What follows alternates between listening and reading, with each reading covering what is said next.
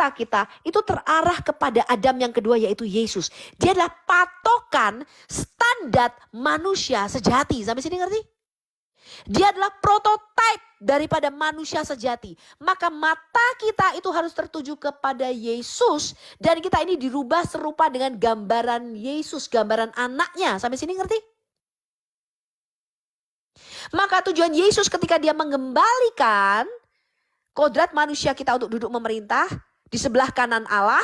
Setelah Yesus menjadi manusia, dia tidak pernah kembali menjadi Bapa. Itu on. Kemanusiaan Yesuslah menjadi Adam. Dia sekarang duduk di sebelah kanan Allah Bapa. Anda tahu nggak kenapa frase duduk di sebelah kanan Allah Bapa hanya ada di dalam perjanjian baru ketika Yesus sudah mempunyai kodrat manusia? Karena kata duduk di sebelah kanan, itu artinya Yesus bukan Allah kita tiga ya teman-teman ya. Tetapi di dalam kemanusiaannya sekarang kita punya perwakilan seorang Adam di hadapan Allah yang duduk di sebelah kanan Allah. Maka dikatakan dia naik ke sorga dan duduk di sebelah kanan Allah. Sekarang kita punya seorang manusia yang menjadi perwakilan kerajaan manusia di bumi ini yang kembali memerintah bersama Allah. Sekarang Anda baca Wahyu 3 ayat 21, kita lihat apa kata Yesus. Kemanusiaan Yesus sangat penting teman-teman. Makanya kemanusiaannya kita sembah.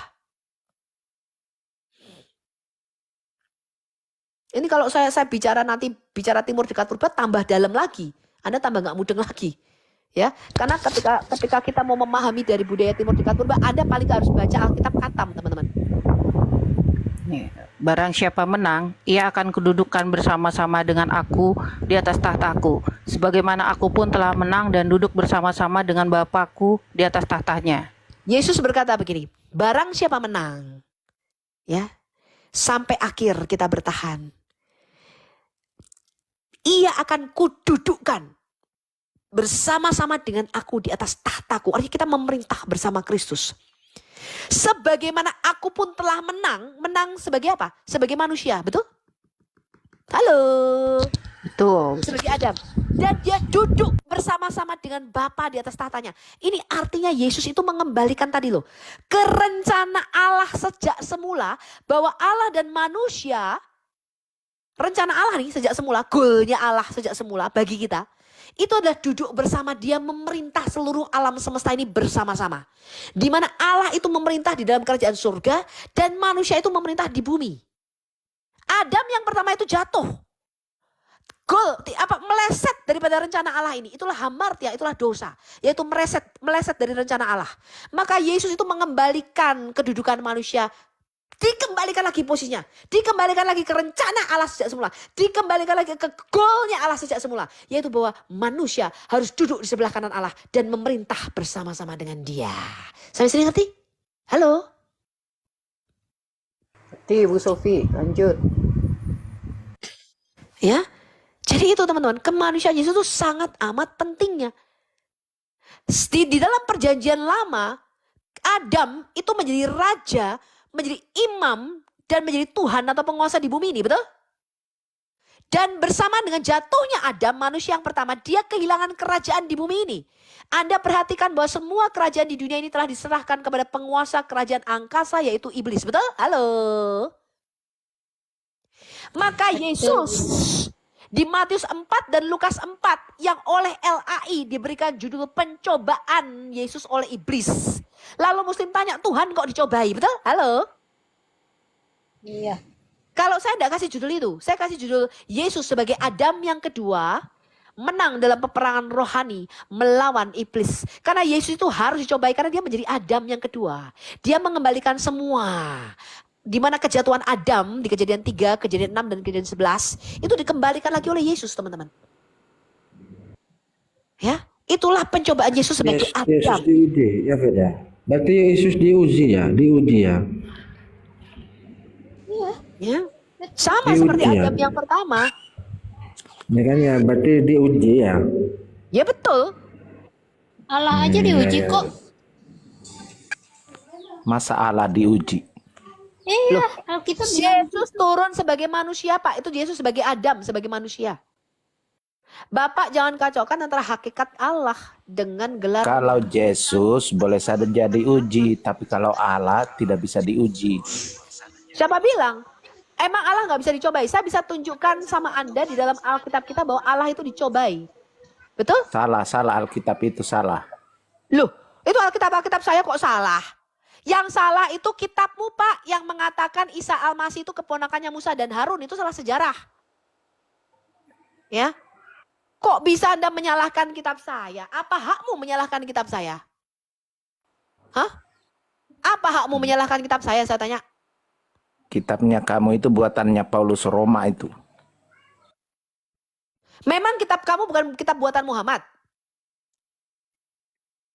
Hah? Masih mending Muhammad. Kitabnya Si Umar dengan si Usman kok. Bu Sofi, kitabnya Umar dan dilempar dari langit, dicetak dulu di sana Bu Sofi. Coba buktikan, bukan dari Usman atau si itu, coba buktikan. Udah ketahuan kok. Pak Bilal, Pak Berarti Bilal. di langit isinya kafir semua dong. Itu yang Iya. nyetak kan alat-alat kafir. Pak Bilal. Oi. Pertanyaan saya adalah ketika kita membaca Alkitab dari Kejadian sampai Wahyu itu sambung menyambung, betul? Iya betul, berurutan. Yang Jadi tadi saya gampang untuk jelaskan dijelasin. Betul, yang saya jelaskan itu tadi Pak Bilal, itu kan dari kitab Kejadian, betul? Betul. Rencana Allah di dalam kitab. Baru nanti kejatuhan manusia, kenapa manusia mati, kenapa ada dosa dan sebagainya. Penebusan Yesus artinya apa? Baru kembali ke kitab Wahyu di mana Yesus menang atas semuanya itu. Itu nyambung, betul nggak Pak? Betul, betul. Begitu sampai Quran nggak nyambung, betul nggak Pak? Waduh, bingung bro. Bingung. Baca Daud tahu-taunya Sulaiman. Baca Daud tahu-taunya ke mana lagi gitu. Iya, kitab Al-Qurung. Kitab Al-Qurung, buka kurung tutup kurung, gimana nyambung? Kebanyakan kurung kitabmu itu. Ya, jadi ketika kita bicara tentang Yesus itu bukan bicara tentang Trinitas ya. Allah kita bukan tiga ya. Trinitas itu bicara Bapa, Firman dan Roh. Sebelum inkarnasi Sang Firman menjadi manusia. Ketika inkarnasi Firman menjadi manusia itu kita bicara mengembalikan manusia ke dalam rencana Allah sejak semula. Ya, ketika Adam jatuh, maka karena Adam yang pertama itu adalah imam besar kita, hanya dialah yang bisa masuk ke Taman di Eden. Taman di Eden itu bicara ruang Maha Kudus Allah, tempat di mana manusia bertemu dengan Allah. Maka bersamaan dengan diusirnya Adam yang pertama dari Taman di Eden, kita tidak punya imam besar lagi teman-teman. Sejak saat itu kalau Anda lihat di dalam seluruh perjanjian lama, maka di dalam semua sidang ilahi, terutama kalau Anda baca di Ayub 1 ayat 6, Ayub 2 ayat 1, dan 1 Raja-Raja 22, maka Anda melihat, terutama dan juga Daniel 4, Anda melihat di situ, di dalam keputusan sidang ilahi, itu manusia tidak punya pembelanya, betul? Maka Ayub 9 ayat 33 menyatakan seandainya aku mempunyai seorang pembela, kata Ayub. Yang membela perkaraku di hadapan Allah. Sayangnya manusia tidak punya imam, tidak punya orang yang mewakili kita di hadapan Allah. Maka ketika Yesus mempunyai kodrat manusia, Anda lihat Yesus berkata ini, kepadaku telah diberikan segala kuasa di sorga dan di bumi. Betul? Halo, kenapa di bumi? Karena sebelumnya kekuasaan di bumi ini diberikan kepada makhluk yang mempunyai jasad dari tanah, namanya Adam. Karena Allah kita belum berinkarnasi menjadi manusia, dia tidak bisa mutlak berkuasa di bumi. Coba baca Amos 3 ayat 7, Faith.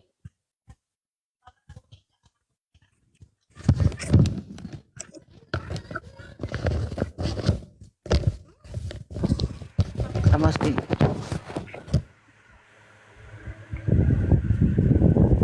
Aku sampai haus. Aku kalau ngomong sama musim ini jadi teriak-teriak ya. Soalnya botol sih.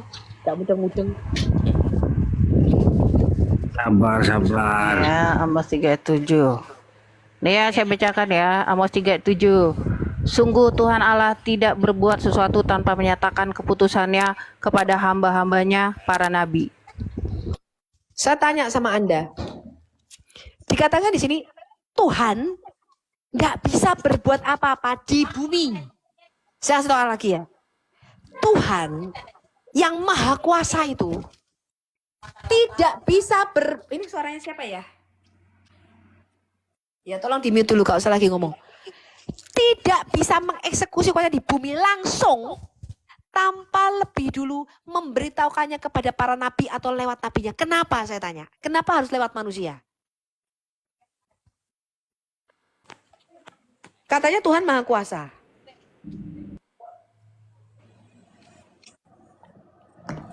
Yang diuji siapa? Adam kan diuji ya.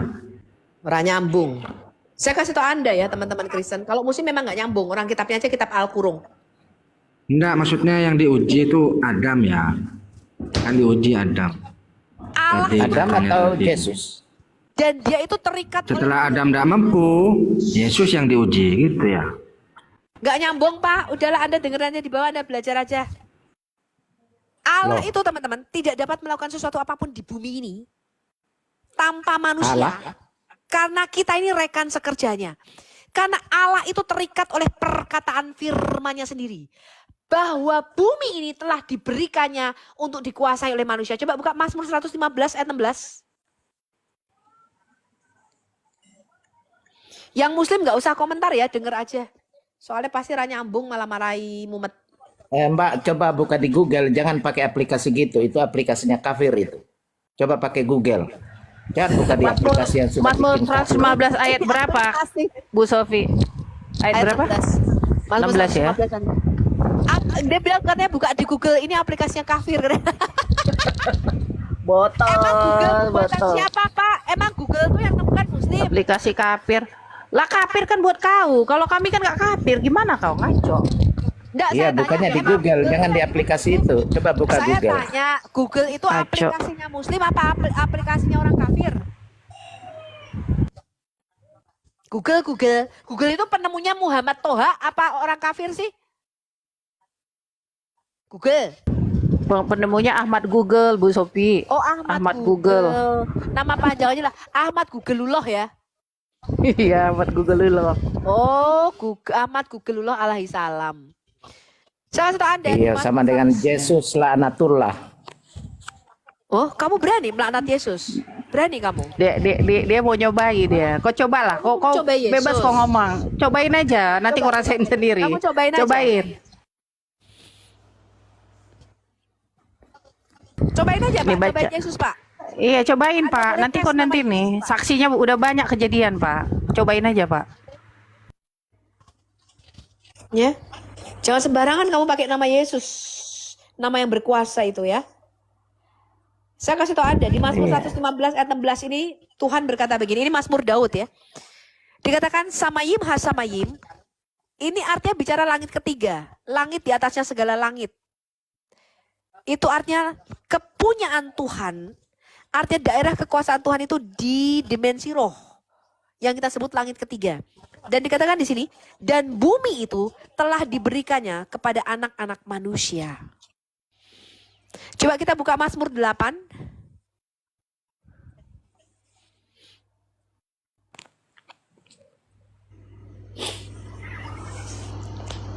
Ayat berapa, Bu? Mulai dari ayat 1 itu kan cuma 12 pasal kan Mazmur 8. Kok hanya sampai langit ketiga? Orang langit ketujuh? Itu langitmu dewek. Sampai ayat berapa Bu Sofi? Ini saya bacain ya, Mazmur 8 ayat 1. Untuk pemimpin biduan menurut lagu Gitit Mazmur Daud. Ya Langit Tuhan, langit Tuhan itu langit kami. ketiga. Diam dulu. Lagi baca ayat. Diam dulu. Ya Tuhan, Tuhan kami. Betapa mulianya namamu di seluruh keagunganmu yang mengatasi langit dinyanyikan. Terus dari mulut bayi-bayi dan anak-anak yang menyusui telah kau letakkan dasar kekuatan karena lawanmu. Ini Mazmur 2 bukan? Mazmur 8 bukan Bu Sofi? Sorry. Iya, Mazmur Iya. 8. Sorry. Ayat berapa lagi? Enggak, sebentar. Aku bacakan aja. Ya Nah, bacain. itu udah salah. Udah salah, lah dasmu pala mau pegang. Ini punya Daud. Ini nggak salah ya, Fe. Kurang ajar kamu sama Nabi Daud ya? Kau berani kau menghina Nabi Daud, Berani kamu sama nabimu. Nabi Daud, ya. Nabimu itu loh. Ini kitab yang harus kamu imani. Sebentar ya, saya kasih tahu Anda. Ini suaranya di mute dulu dong. Ini siapa sih yang ini?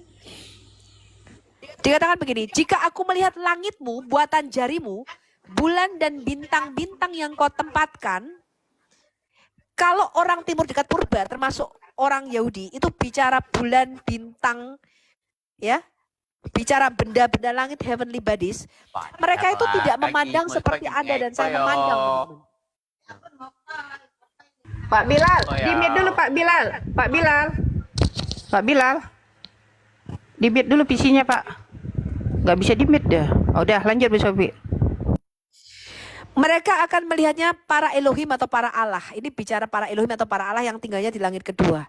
Jika aku melihat langitmu, buatan jarimu, bulan dan bintang-bintang yang kau tempatkan. Lalu dia berkata begini, apakah manusia sehingga engkau mengingatnya? Apakah anak manusia sehingga engkau mengindahkannya? Namun engkau telah membuatnya hampir sama seperti Allah dan telah memahkotainya dengan kemuliaan dan hormat. Engkau membuat Adam, ya manusia ini, berkuasa atas buatan tanganmu. Segala-galanya telah kau letakkan di bawah kakinya. Kambing, domba, dan lembu sapi sekalian. Juga binatang-binatang di padang. Dan burung-burung di udara dan ikan-ikan di laut. Dan apa yang melintasi arus lautan. Ya Tuhan, Tuhan kami, betapa mulianya namamu di seluruh bumi. Jadi, seluruh bumi ini diletakkan di bawah kuasa manusia, teman-teman. Ini bicara Kejadian 1 ayat 26, betul? Karena itu manusia itu diciptakan menurut gambar dan rupa Allah. Kita diberikan kuasa yang sama untuk memerintah di bumi ini. Tetapi kekuasaan manusia itu tidak mutlak dan absolut seperti Tuhan. Kekuasaan manusia itu terbatas. Dan kita ini harus tunduk kepada Raja Surga kita, yaitu Tuhan. Boleh Ya. tampilkan naskah aslinya bahasa Ibrani? Kau bisa baca bahasa Ibrani? Kok bisa baca nggak? Nanti ditampilkan kok nggak bisa baca. Nah, coba tampilkan aja. Enggak, kok Untuk bisa kita lihat. baca nggak? Untuk kita Kok lihat bisa baca bersama. nggak? Nanti di screenshot. Kok Coba. bisa baca nggak? Bisa. Kamu Kok bisa bisa baca baca bahasa nggak? Ibrani apa enggak? Bahasa Ibrani, coba naskah aslinya coba. Itu kan Kalau udah bisa bisa baca, orang bisa botol. diketik. Biar anak Bahasa SD ini kalau bisa malah bahasa baca. Arab aja gila kita kau. bisa, apalagi bahasa Ibrani. Kok pikir aku nggak ada? Ini, nih. Jangan kau pikir aku nggak Nah. pakai nih. Terbalik itu, Nih. terbalik. Balik, kau bisa baca nggak? Jangan kau pikir aku nggak ada bahasa Ibrani. Aku kayak kau. Aku mau belajar. Lanjut Bu Sofi.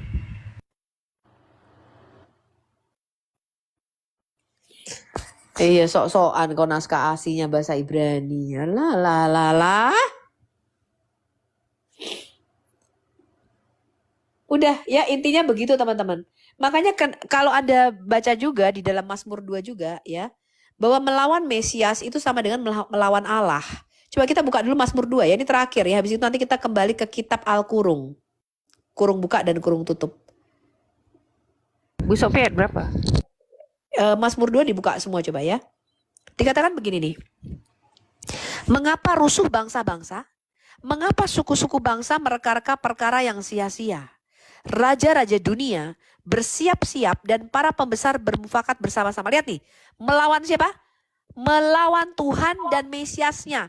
Yang diterjemahkan Alkitab LAI Anda sebagai yang diurapinya, itu artinya Mesiasnya teman-teman. Berarti melawan Mesias sama dengan melawan Tuhan. Karena Mesias ini merupakan kepanjangan tangan Tuhan untuk memerintah di bumi. Sampai sini ngerti? Maka kita harus menyembah sujud kepada Mesias ini. Menyembah Mesias sama dengan menyembah Tuhan. Coba kita buka Yeremia 30 ayat 9. Baru kita ke 1 Tawarik 29 ayat 20. Kita buka ke Yeremia 30 ayat 9. Mengapa kita harus sujud kepada Mesias? Tadi mengapa manusia itu harus disembah? Yesus sebagai Mesias, Yesus sebagai manusia, itu harus kita sembah. Kenapa? Ini alasannya tadi yang saya uraikan panjang lebar. Coba kita buka Yeremia 30 ayat 9, lalu kita ke 1 Tawarik 29 ayat 20. Apa kata Yeremia 30 ayat 9? Mereka akan mengabdi kepada Tuhan, Allah mereka, dan kepada Daud, raja mereka, yang akan kubangkitkan bagi mereka. Stop. Tadi Mazmur 2 berkata, memberontak, mengapa rusuh bangsa-bangsa, ya kerajaan di bumi ini, memberontaknya tuh dua yang diberontak. Pertama mereka melawan Mesiasnya, yaitu yang ditunjuk Allah untuk memerintah bumi ini.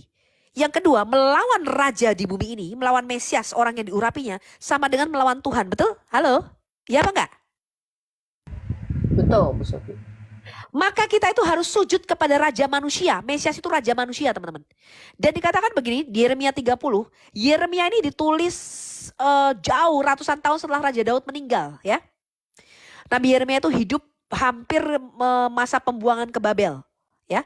Kita lihat dikatakan ini, mereka, kita ini, ya, termasuk Israel rohani, akan mengabdi. Mengabdi ini menyembah. Kata pengabdian di sini hanya ditujukan kepada yang ilahi, kepada Allah. Maka kita itu harus mengabdi bukan hanya kepada Tuhan, Allah kita, tetapi juga kepada Mesias. Tipologi Raja Daud di sini yang akan kubangkitkan bagi mereka. Jadi pengabdian kita ini berhubungan dengan tadi, Faith. Daniel 7 ayat 9 sampai 14. Bahwa kita tuh harus mengabdi kepada anak manusia, yaitu Yesus sebagai Raja Mesias, tipologi Raja Daud, dan kepada Allah. Betul? Halo? Betul. Ngerti ya? Lalu kita buka 1 Tawarik 29 ayat ke-20. Itu yang mengabdi ke Raja Daud itu gimana? Yang memang kamu nggak tahu maksudnya. Coba kita buka 1 Tawarik 29 ayat 20. Saya tunjukkan Anda kenapa manusia disujud sembah. Kemudian berkatalah Daud kepada segenap jemaah itu, pujilah kiranya Yod-Heh-Vaveh Allahmu. Maka segenap jemaah itu memuji Yod-Heh-Vaveh, memuji Tuhan, Allah nenek moyang mereka. Kemudian mereka berlutut dan sujud kepada Tuhan dan kepada siapa? Halo?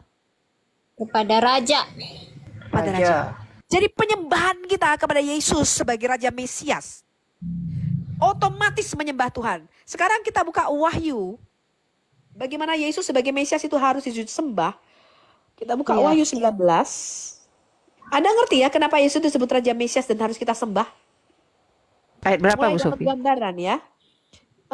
Wahyu 19 biasa dong ayat 16, ayat 11 sampai dengan 16. Lalu aku melihat surga terbuka dan sesungguhnya ada seekor kuda putih dan dia yang menungganginya bernama Yang Setia dan Yang Benar. Ini bicara Mesias ya.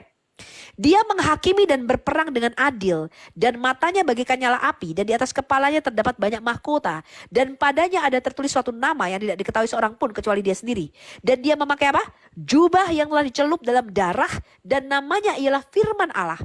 Dan semua pasukannya di sorga mengikuti dia.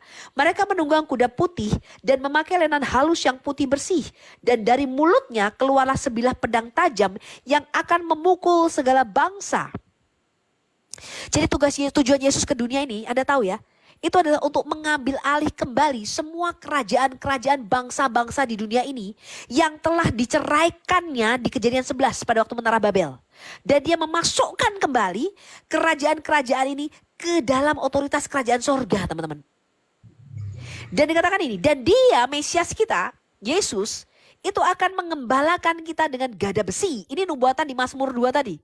Dan dia akan memeras anggur dalam kilangan anggur, yaitu kegeraman murka Allah yang maha kuasa. Dan lihat ini, dan pada jubahnya dan pahanya tertulis suatu nama, yaitu Raja segala raja dan Tuan di atas segala tuan. Jadi barang siapa yang tidak sujud menyembah Yesus sebagai Raja Mesias, hukumannya apa?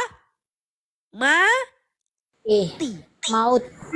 Di pahanya, di pahanya itu apa itu? Di pahanya itu apa? Di pahanya itu apa itu? Kan kamu bisa baca tuh. Enggak, maksudnya apa maksudnya jubah dan Itu di simbol, pahanya itu? Pak. Simbol. Berarti ada simbolnya gitu ya, ditulis gitu ya. Bukan simbol secara fisik, Pak. Makanya Miss Esther, aku agak males kalau bicara Alkitab sama kadrunya kayak begini nih, rakmu dengan, betul? Iya. Ibarat kita itu sudah pakai M3 Pro, iPhone-nya udah pakai iPhone M3 Pro, dia masih DOS. Otaknya masih DOS remote. sekali. Itu tahun berapa itu DOS? 80-an. Itu akibat menghafal dalam bahasa yang mereka tidak mengerti. Itu menurunkan kecerdasan atau IQ. Jadi begini nih. Iya. Enggak, soalnya di PHP itu Nabi Muhammad itu juga dikritik gitu loh. Masalah tanda itu gitu loh. Kamu gini loh, Pak. Ini kitab Wahyu Makanya ini di sini juga ada tanda juga gitu loh. banyak simbol. Kamu nggak bisa langsung kayak yang kamu bayangkan begitu, enggak. Makanya kamu harus baca mulai dari Kejadian. Muhammad itu juga ada tanda, Miss Esther. Tanda kenabiannya berupa benjolan di pundak kirinya, yaitu kutil yang membesar seperti telur burung merpati yang Ya enggak berbulu dan gitu berwarna merah. lah. Loh, kok nggak itu? Itu kan tanda kenabian kan? Iya, tapi ilustrasinya enggak kayak gitu. Ilustrasinya.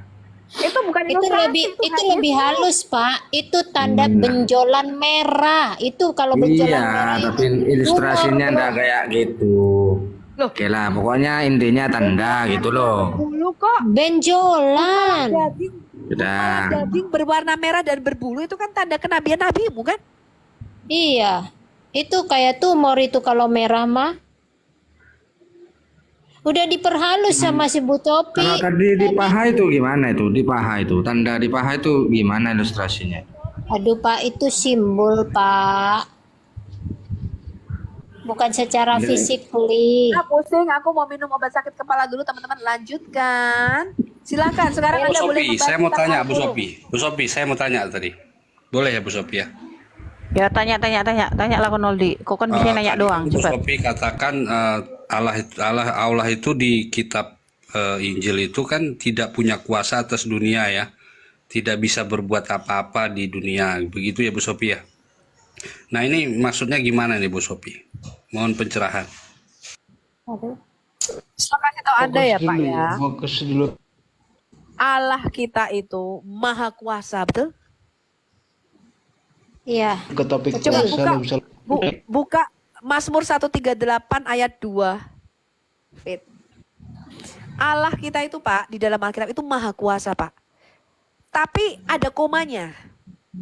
Allah itu maha kuasa dan tidak terbatas sampai dia berfirman. Begitu Allah itu berfirman Pak, maka bahkan dia sendiri tidak dapat melanggar perkataannya. Itu Allah kita. Kalau Allahmu beda. Iya, konsisten. Allahmu itu bisa melanggar perkataannya sendiri. Betul, Miss Esther? Betul. Kalau Allah kita tidak bisa. Pak. Jangan sujud katanya. Jangan sujud. Dia sujud. Mazmur 1 ayat berapa Bu Sofi? Mazmur 138 ayat 2. Kalau bisa bahasa Inggrisnya coba.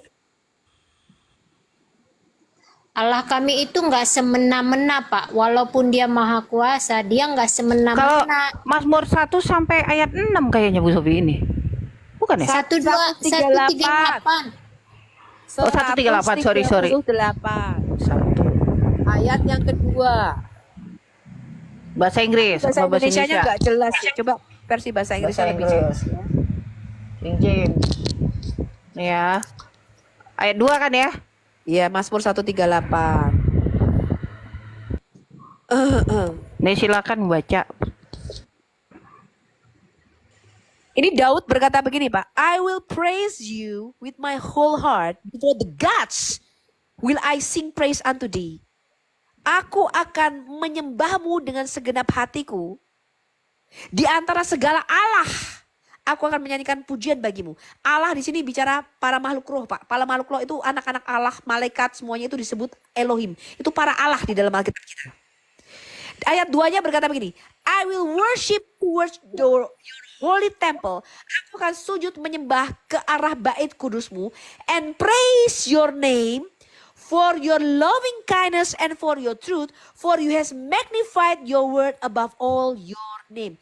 Karena engkau telah meletakkan namamu atau memuliakan.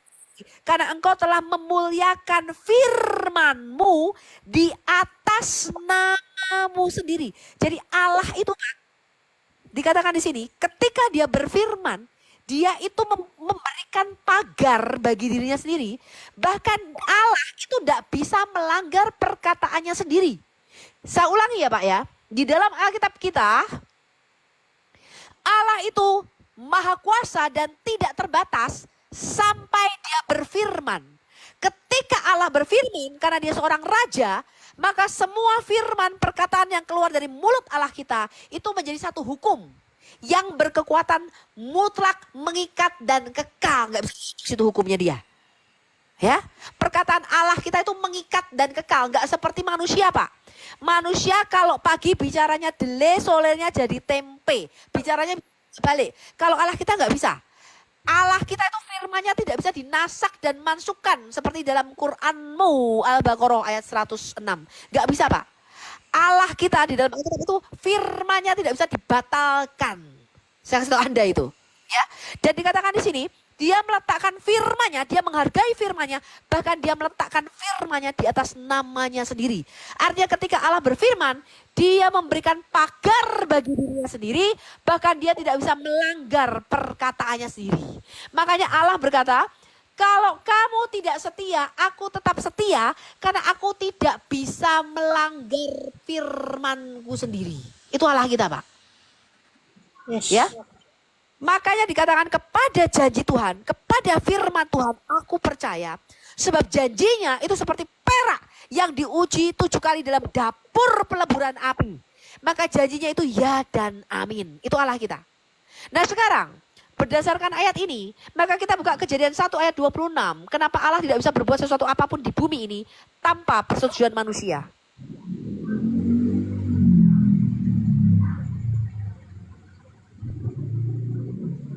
Aku mau minum dulu ah. Capek aku kalau ngomong sama si Kak, Katrin. aku lagi. Minum dulu. Belum selesai. Bentar dulu, Timur, bentar dulu. Jangan dipotong Kamu dulu kan ya, tanya bentar ya. tadi, mengapa Allah tidak bisa berbuat sesuatu di bumi tanpa. Coba bacakan Kejadian 1 ayat 26-27. Bentar ya. Berfirmanlah Allah, baiklah kita menjadikan manusia menurut gambar dan rupa kita, supaya mereka berkuasa atas ikan-ikan di laut, dan burung-burung di udara, dan atas ternak, dan atas seluruh bumi, dan atas segala binatang melata yang merayap di bawah, di bumi. Maka Allah menciptakan manusia itu menurut gambarnya, menurut gambar Allah diciptakannya dia, laki-laki dan perempuan, diciptakannya mereka. Stop. Balik ke ayat 26. Tuhan berfirman begini, di dalam satu sidang ilahi yang di sorga, karena bentuknya itu kerajaan, ya ini bukan bicara trinitas di sini. Baiklah kita menjadikan manusia menurut gambar dan rupa kita, dan supaya mereka let them have Itu gimana itu? Apa maksudnya gimana itu? Tar dulu, jangan dipotong dulu lah, baru dijelasin, jangan ya, tolong ya. Ntar nanti kalau udah dijelasin baru. Lanjut Bu Sobi. Dikatakan begini, supaya mereka berkuasa, supaya Adam ini berkuasa atas ikan-ikan di laut dan burung-burung di udara, dan atas ternak dan atas seluruh bumi, dan atas semua binatang melata yang merayap di bumi. Maka tadi Mazmur 8, di dalam Mazmur Daud dikatakan, siapakah anak manusia ketika aku melihat langitmu, buatan jarimu, bulan dan bintang yang kau tempatkan? Siapakah anak manusia sehingga engkau mengindahkannya? Siapakah manusia sehingga engkau mengingatnya? Tetapi engkau membuatnya hampir sama seperti Allah, dan engkau telah meletakkan segala sesuatu di bawah kakinya, sehingga semua binatang di bumi ini ada di bawah kuasa Adam. Betul? Halo? Betul. Daud itu merujuk kepada kitab Taurat Musa. Ini kitab Taurat Musa yang ada di Kejadian 1 ayat 26. Bahwa ketika Allah menciptakan manusia, teman-teman, ini tujuan Allah ya, di dalam benaknya Allah. Itu enggak seperti Muslim. Tidaklah aku menjadikan manusia dan jin kecuali untuk menyembahku. Enggak begitu Allah kita. Ya. Apalagi kalau kalian tidak berdosa, maka aku akan menghapusmu dan aku akan menggantikan kamu dengan umat yang terus-menerus berbuat dosa dan meminta ampun. Allah kita enggak begitu. Pikiran Allah kita nih, ya, grand design Allah kita, rencana Allah kita sejak semula, itu ini teman-teman. Ketika dia menjadikan Adam, dia menciptakan satu kerajaan di bumi ini, dia memperluas kerajaan sorga itu ke bumi, dan dia menginginkan Adam ini mempunyai daerah kekuasaan, menjadi Tuhan di bumi ini. Adam itu merupakan Kyrios, makanya Yesus itu disebut Kyriosnya para Kyrios, atau Tuhannya para Tuhan. Sampai sini ngerti ya? Rajanya para raja tadi loh. Di dalam Wahyu 19 ayat 16. Di pahanya tertulis apa? Tuhan di atas segala Tuhan, atau Tuhan di atas segala Tuhan, dan Raja di atas segala Raja. Itu artinya teman-teman. Karena Adam itu merupakan Raja dan Tuhan di bumi. Tetapi Yesus adalah yang sulung. Tetapi Yesus adalah yang sulung dari semua Raja dan Tuhan di bumi ini. Maka gelarnya adalah Tuhan di atas segala Tuhan dan Raja di atas segala Raja. Itu adalah gelar kemesiasannya. Gelar kemanusiaannya. Sampai sini ngerti? Ngerti ya? Yang ngerti Bu. Maka dikatakan begini, ini hanya orang Kristen yang ngerti, kalau Muslim pasti botol. Dikatakan begini, supaya mereka let them have dominion, supaya manusia ini Adam ini berkuasa. Ya. Dan berkuasa, saya kasih tahu Anda nih. Manusia berkuasanya itu atas 3 dimensi. Anda lihat ini. Atas ikan-ikan di laut, ini bicara laut dan semua isinya, itu daerah kekuasaan kita. Atas burung-burung di udara, itu bicara atmosfer, langit pertama kita. Jadi langit itu di dalam Alkitab itu dibagi 3, bukan kayak Muslim dibagi 7.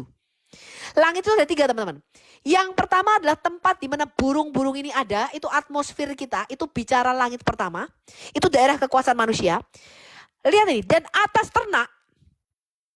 Dan atas apa? Atas seluruh bumi dan atas segala binatang melata yang merayap di bumi. Ketika Allah berfirman, maka Kejadian 1 ayat 26 ini menjadi hukum yang mutlak dan kekal. Tadi kita baca Mazmur 115 ayat 16 berkata apa? Langit itu adalah langit kepunyaan Yod-Heh-Vaveh, langit kepunyaan Tuhan, dan bumi ini telah diberikannya kepada anak-anak manusia. Betul? Halo? Betul.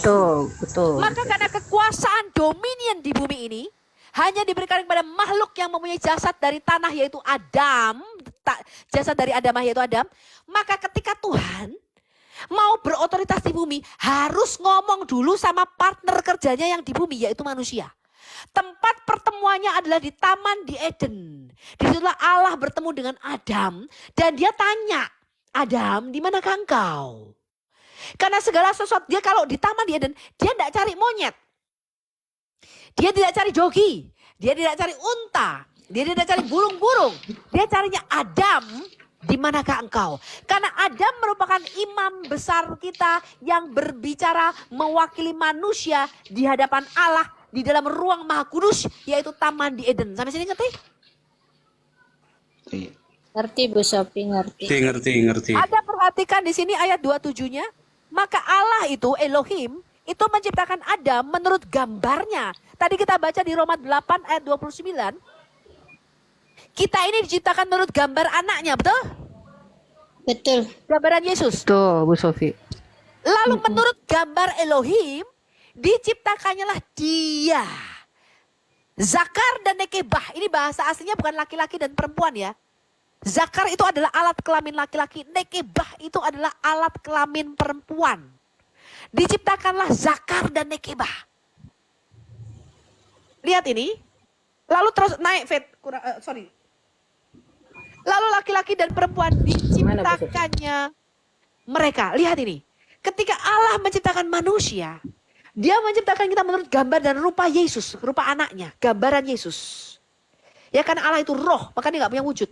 Gambar Allah itu adalah Yesus. Lalu ayat 28 baca, Allah memberkati mereka. Kita lihat ayat 28 turun. Turun ayat 28. Ini 28 ini. Allah memberkati mereka. Lalu Allah berfirman kepada mereka, beranak cuculah dan bertambah banyak. Penuhilah bumi dan taklukkanlah itu. Berkuasalah atas ikan-ikan di laut dan burung-burung di udara dan atas segala binatang yang merayap di bumi. Oke. Di sini Adam, baik yang jantan maupun yang betina, Zakar maupun Nekebah ini dikatakan ini. Be fruitful and multiply. Berkuasalah di mana? Di bumi, penuhilah bumi. Padahal Adam itu ditempatkan di Taman di Eden, betul? Iya. Berarti Adam ini merupakan imam besar kita. Hanya Adam, hanya orang tertentu aja yang bisa masuk di Taman di Eden. Itu bicara ruang Maha Kudus. Gan Eden atau Taman di Eden di sebelah timur Eden itu bicara taman yang tertutup. Bicara gunung kudus Allah. Tetapi Adam itu bisa keluar masuk dari Taman di Eden. Dan dia beranak cucu memenuhi bumi teman-teman. Harusnya kalau Adam yang pertama gak jatuh dalam dosa. Kita sekarang ini yang ada di bumi. Kita bisa datang sama Adam kalau punya masalah. Lalu dia akan menghadap Allah mewakili kita di hadapan Allah. Karena dia imam besar kita. Mudeng? Mudeng. Sesuai kehendak Allah itu ya. Kekal ya. Allah nantilah. Cukuplah. Jangan Lanjut Bu Sofi. Kalian gak ngerti tentang prinsip kerajaan. Karena kalian itu kalian diciptakan bukan untuk mewarisi bumi, tapi untuk menjadi budak. Jadi kalian susah pahami nih, makanya dengerin dulu penjelasan Bu Sofi. Makanya Iya. ketika manusia secara pertama itu belum jatuh dalam dosa, keturunannya itu bisa bisa menghadap imam besarnya, dan imam besar itu menghadap Tuhan.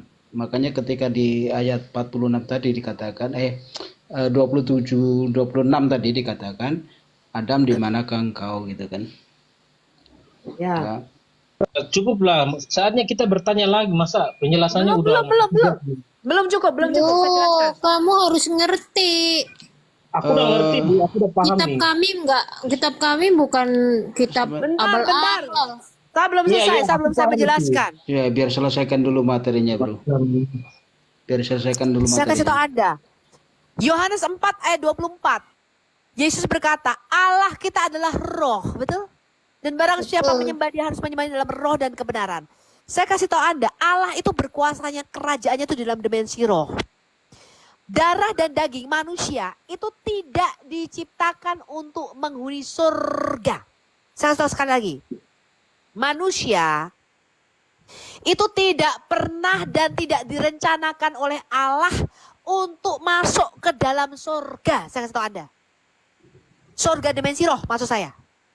Manusia itu rencana Allah sejak semula itu di bumi, berkuasa di bumi, menjadi rekan sekerja Allah untuk memelihara dan mengembangkan bumi ini. Sampai sini ngerti? Ngerti Bu Sofi. Manusia tidak boleh ke surga. Darah dan daging tidak mendapat bagian dalam kerajaan roh. Coba sekarang kita buka siapa penghuni surga. Surga itu diciptakan untuk siapa? Bukan untuk manusia. Coba buka Mazmur 29 ayat 1, lalu kita nanti ke Mazmur 89 ayat 6. Coba kita buka Mazmur 29 ayat 1, untuk siapa surga itu diciptakan? Supaya Anda ini mengerti. Surga itu diciptakan Allah untuk para makhluk roh yang tidak punya tubuh jasad. Manusia yang punya tubuh daging tidak boleh masuk surga. Surga itu hanya diciptakan untuk Bene Ha Elohim, anak-anak Allah, yaitu para penghuni surga. Coba kamu klik ini Alkitab sabdanya, penghuni surga itu Ben Elohim atau Bene Ha Elohim. Coba diklik.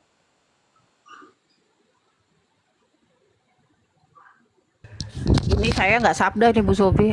Kitab ini Yuku. Enggak, klik aja bintangnya. Oh, yang bintang ya. Kirain apa? Nih. Ini Alkitab sabda bukan pakai Alkitab sabda. Oh, bukan. Yuku. Ini Coba Yuku. pakai Alkitab sabda klik. Kak Esther bisa nggak buka Kak Esther? Aku belum download. Bisa Kak Dulu Esther? aku buka ya. Iya, aku ini Yuku. 96 ayat. 96 ayat 1 ya? 29 Mas, ayat 1 iya. dulu, Miss Esther. 29 ayat 1 dulu. Saya mau tunjukkan 29. surga itu diciptakan untuk siapa?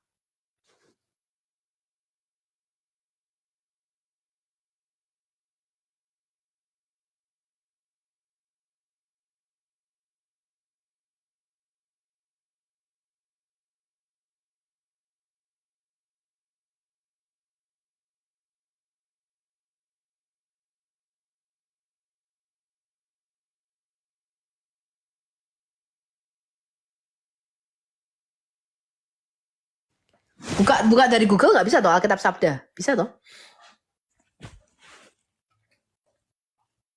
Bentar ya, saya coba buka dulu ya Bu Sofi ya.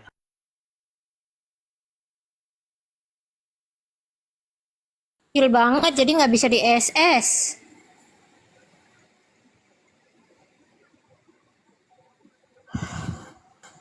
Dari Udahlah. Google Kak. Cek ya. Terlalu kecil kalau aku buka. Oke. Di situ kalau Anda pakai bahasa aslinya Mazmur 29 ayat 1 yang diterjemahkan Alkitab LAYA sebagai penghuni sorga. Itu bahasa aslinya adalah Bene Ha Elohim. Itu adalah anak-anak Allah. Itu adalah para malaikat, ofanim, serufim, semua makhluk roh, teman-teman. Jadi sorga itu diciptakan, dimensi roh itu diciptakan untuk para makhluk roh. Sampai sini mudeng? Mudeng dah? Begitu juga dengan Mazmur 89. Siapakah di antara di awan-awan itu di antara penghuni sorga yang sama seperti engkau? Penghuni sorga di situ bicara adalah para makhluk roh. Jadi sorga itu bukan diciptakan untuk manusia, tapi untuk para penghuni sorga namanya Bene Ha Elohim di dalam Alkitab kita. Para makhluk roh. Ngerti sampai sini? Ngerti. Oke. Iya. Enggak, jangan oke, saya belum selesai. Ini kalau sampai selesai besok baru habis, Bu. Loh iya, Nggak apa-apa. Paulus juga kalau ngajar juga sampai orangnya tertidur sampai jatuh dari lantai 2 sampai mati, betul? Sampai Iya. ngantuk. Ya sudah, Hidup Anda dengerin tanpa aja itu baik-baik ya. Jangan loncat dari komar, nanti Anda mati loh. Iya Pak, dihidupkan kembali kok. Tenang. Paulus kalau ngajar aja sampai berjam-jam sampai ada yang ngantuk lalu terjatuh dari lantai 2, betul? Tadi Mazmur berapa Bu Sofi? 29 ayat 1 ya? Atau berapa? 9 ayat 1 dan Mazmur 89 ayat 6. Oke, sekarang kita lanjutkan. Karena Allah kita itu roh. Ketika dia menciptakan kerajaan manusia di bumi ini, ya. Ini di-mute dulu tuh. Maka dia menciptakan bumi ini, kerajaan Adam ini, itu yang berkuasa tidak boleh para makhluk roh. Dia sudah membagi otoritas ini. Dia udah bagi-bagi kerajaan. Bahwa yang berkuasa di bumi itu harus makhluk yang mempunyai tubuh dari tanah. Tubuh jasad dari tanah. Semua makhluk roh itu ilegal. Gak boleh ada di bumi. Makanya kalau ada makhluk-makhluk roh, jin, hantu, setan, segala macam. Itu pasti nempelnya di pohon.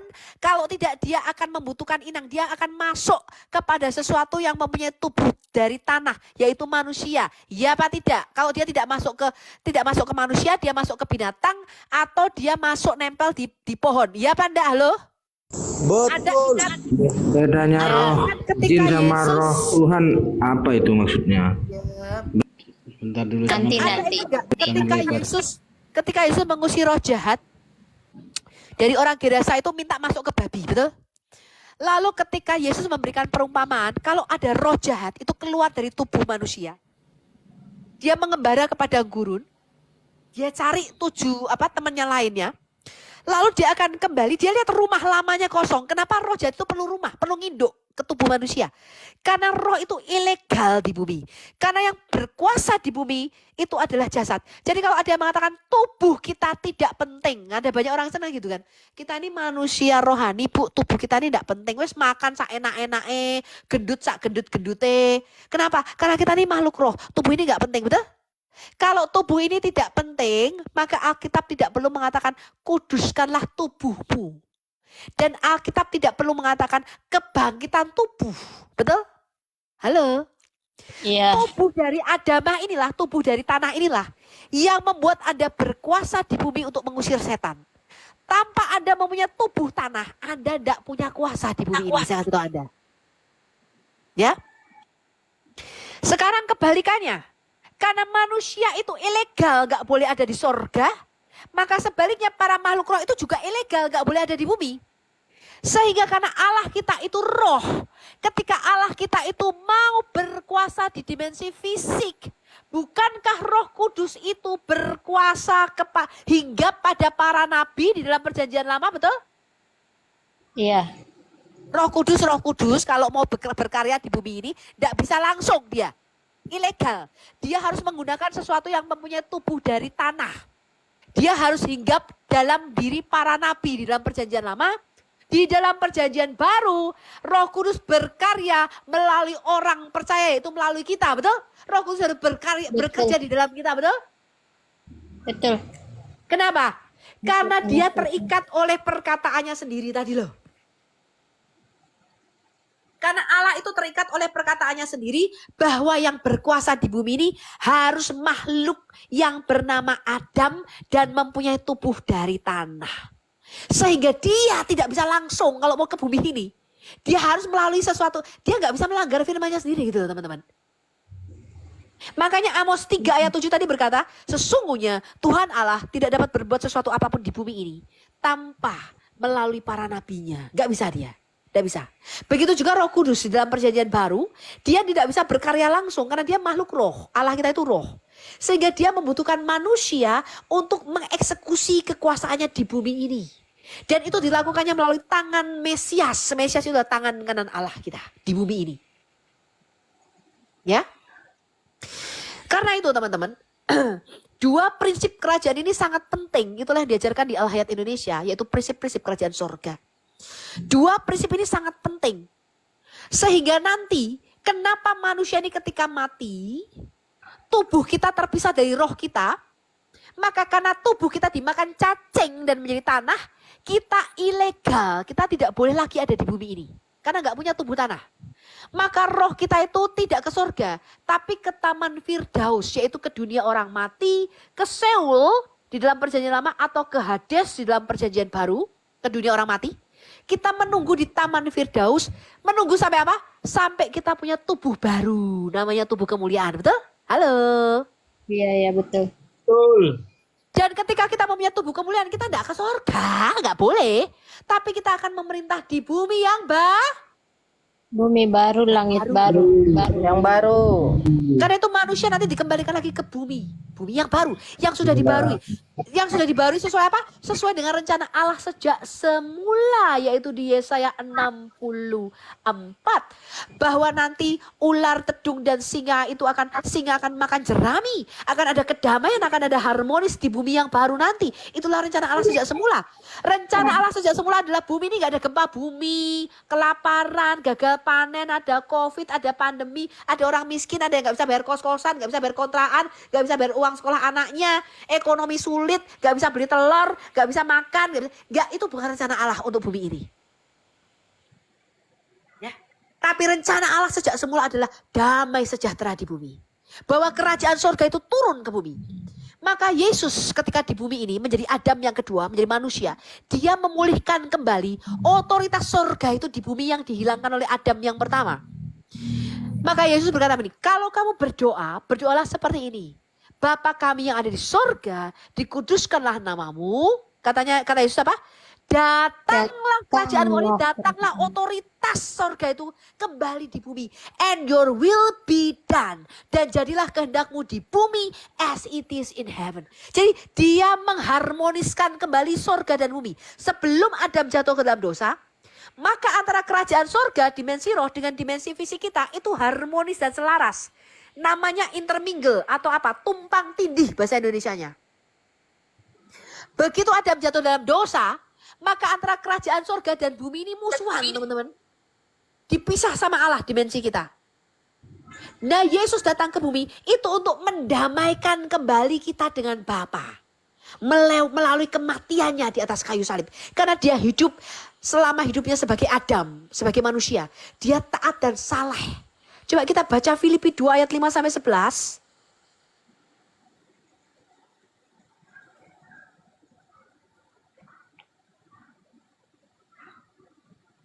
Kalau Alkitab mah rapi. Rapi sih rapi, tapi udah 2 jam. Loh iya, orang kitab kami banyak bersambung. Karena kalau Alkitab itu nggak bisa dipotong-potong, kayak kitab sebelah. Oke, ini terakhir. Nih baca. Jawab kok. Dan dengarkan. Udah, ya. Udah lanjut Bu Sofi. Bentar, jangan dipotong dulu. Bu Sofi yang mau bacain apa saya, Bu Sofi? Saya baca. Dikatakan begini, hendaklah kamu dalam hidupmu bersama menaruh pikiran dan perasaan yang terdapat juga dalam Kristus Yesus. Sekarang di dalam kemanusiaannya Yesus, dia itu menjadi patokan, menjadi standar, menjadi ukuran, menjadi prototipe daripada manusia baru. Standarnya tuh Yesus, teman-teman. Maka dikatakan kita ini diubah menurut gambar dan rupa Yesus. Dan lalu dikatakan ini, kita ini harus menaruh pikiran dan perasaan yang ada di dalam Yesus Kristus. Maka kita harus mempunyai pikiran Kristus dan perasaan Kristus. Yang apa nih, saya lihat ya, kalau Anda mau dipakai Tuhan dahsyat, inilah pikiran dan perasaan Kristus. Yang walaupun dalam rupa Allah, tidak menganggap kesetaraannya dengan Allah itu sebagai milik yang harus dipertahankan. Loh, dahsyat loh. Yesus sebagai Raja Surga, dia berkuasa di dalam dimensi roh. Dia dikatakan apa? Merendahkan dirinya, melainkan Yesus mengosongkan dirinya. Yesus itu setara dengan Allah. Dia merendahkan dirinya, mengambil rupa seorang apa? Seorang hamba dan menjadi sama dengan manusia. Dan dalam keadaan sebagai manusia nih, selama hidupnya tuh Yesus gak pernah on off. Kadang-kadang Allah, kadang-kadang manusia. Ada pendeta mengajarkan dia kadang-kadang jadi Allah, kadang-kadang jadi manusia. Karena mereka gak begitu mengerti apa itu hakikat, betul? Yesus selama di bumi ini gak pernah on off. Dia itu selalu sebagai manusia, teman-teman. Mudeng ya? Dan dalam keadaannya sebagai manusia selama di bumi ini, dia merendahkan dirinya dan taat sampai mati, bahkan sampai mati di kayu salib. Itulah sebabnya Allah sangat meninggikan Yesus dan mengaruniakan kepadanya nama di atas segala nama, supaya dalam nama Yesus bertekuk lutut segala yang ada di langit, yang ada di atas bumi, dan yang ada di bawah bumi, dan segala lidah mengaku Yesus Kristus adalah Yesus Tuhan Kristus bagi adalah kemuliaan Allah Bapa. Sangat Amin. ada artinya. Amin, amin. Amin, amin. Amin. Sangat ada Baptis sangat- artinya. Jadi Ketika aku di mau bumi dibaptis nih. Jadi gimana aku mau dibaptis nih? Tar dulu. Selama Yesus di bumi ini, teman-teman. Tadinya kita ini gambaran manusia kita ini sudah rusak karena Adam yang pertama bapak kita itu jatuh ke dalam dosa. Maka gambar Allah di dalam diri kita, citra Allah di dalam kita itu sudah rusak. Kita nggak tahu lagi bagaimana caranya menjadi manusia sejati.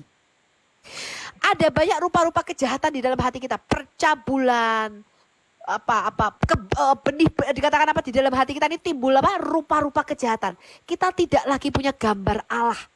Gak tahu lagi kita bagaimana caranya menjadi manusia yang sejati. Maka dia mengutus anak yang tunggal.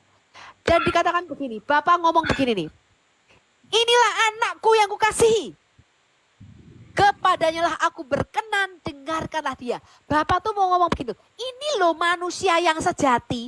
Ini loh anakku yang benar-benar anakku yang aku mau tuh pengen contohnya tuh kayak gini loh. Teladannya tuh kayak gini. Mudeng? Mudeng gak? Yes. Mudeng, Yesus Bu. berkata begini, makananku ialah melakukan kehendak Bapa. Itu susah kita lakukan. Tetapi anak Allah sejati yang dikehendaki Bapa adalah seperti Yesus. Nih loh. Taat, setia, dan saleh yang hidupnya kudus. Yang pikiran dan perasaannya itu tertuju kepada Bapa. Yesus berkata begini, makananku ialah melakukan kehendak Dia yang mengutus aku. Bukan kehendakku melainkan kehendakmu yang jadi ya Bapak. Susah nggak itu? Susah. Saya aja susah, saya masih belajar, betul? Iya. Yesus berkata begini, belajarlah padaku sebab aku ini lemah lembut dan rendah hati. Ini loh caranya kamu jadi manusia yang sejati. Belajar sama aku. Aku ini lemah lembut dan rendah hati. Dan Yesus berkata begini nih. Kamu telah mendengar firman. Kasihilah sesama Mata manusia. ganti Bencilah mati. musuhmu. Mata ganti mati, Bu. Ya, mata ganti mata, gigi ganti gigi. Tapi aku berkata kepadamu, kalau kamu mau jadi manusia yang sejati, kamu mau jadi anak Allah yang berkenan di hadapan Allah. Aku kasih tahu kamu caranya. Kasihilah musuhmu dan berdoalah bagi mereka yang menganiaya kamu. Maka dengan demikian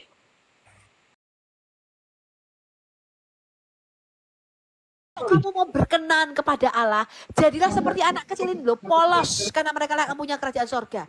Tulus hatinya, tidak munafik, tulus hatinya. Jadilah kamu, belajarlah kamu seperti anak kecil ini, kata Yesus. Karena mereka yang punya kerajaan sorga. Jadi Yesus itu mengajarkan kepada kita selama dia hidup di bumi ini. Dia mengajarkan, ini loh jadi manusia yang sejati itu begini. Ini loh yang Bapak berkenan itu seperti ini.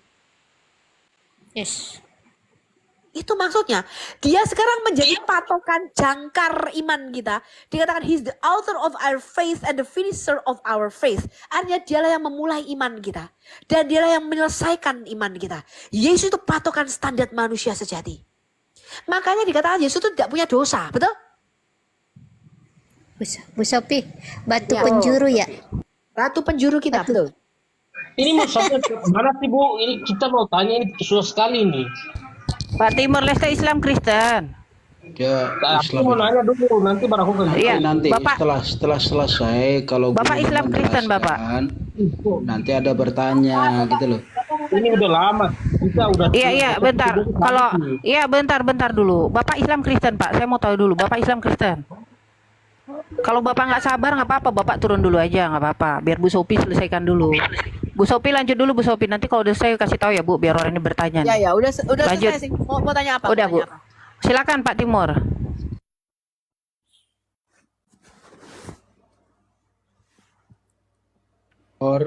Pak Timur. Iya, aku mau nanya ini. Ya, silakan bertanya. Lei, aku sudah buat namanya. Silakan bertanya. Aku ini ateis nih. Sebenarnya aku ateis.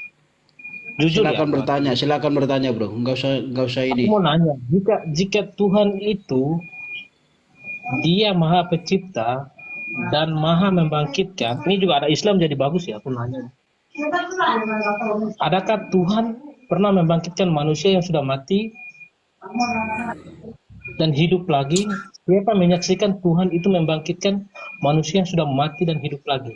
Ini buat Islam sama Kristen ya. Dari Islam dulu aja jawab kalau ada.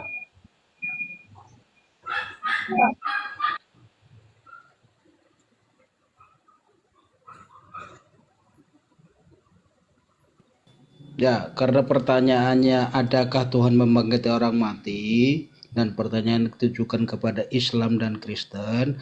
Islam SF. SF bisa jawab nggak SF? SF monitor.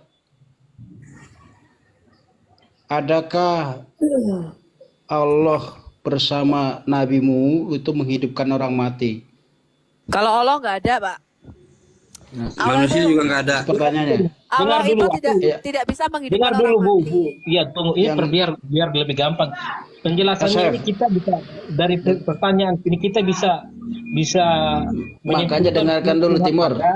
Timur, kamu dengarkan dulu, setelah bertanya diam. Saya bertanya kepada Islam, SF. SF masih Islam? Ya. Aja. Bapak. Ini Noldi juga Islam, Bang. Noldi juga Islam ini si Bogas. Ya. Makanya sebentar, SF coba terangkan, ada nggak Allah membangkitkan orang mati dalam Quran? Kalau ada, Membangkitkan surat berapa? mati. Surat Maryam 32. Ya. Surat Maryam, 32. Maryam 32. Maryam 32. Kak Esther bisa buka data nggak Kak Esther? Kita lihat ya. Harus SS, say SS. Maryam 32 33. Maryam 32 ya, bentar ya.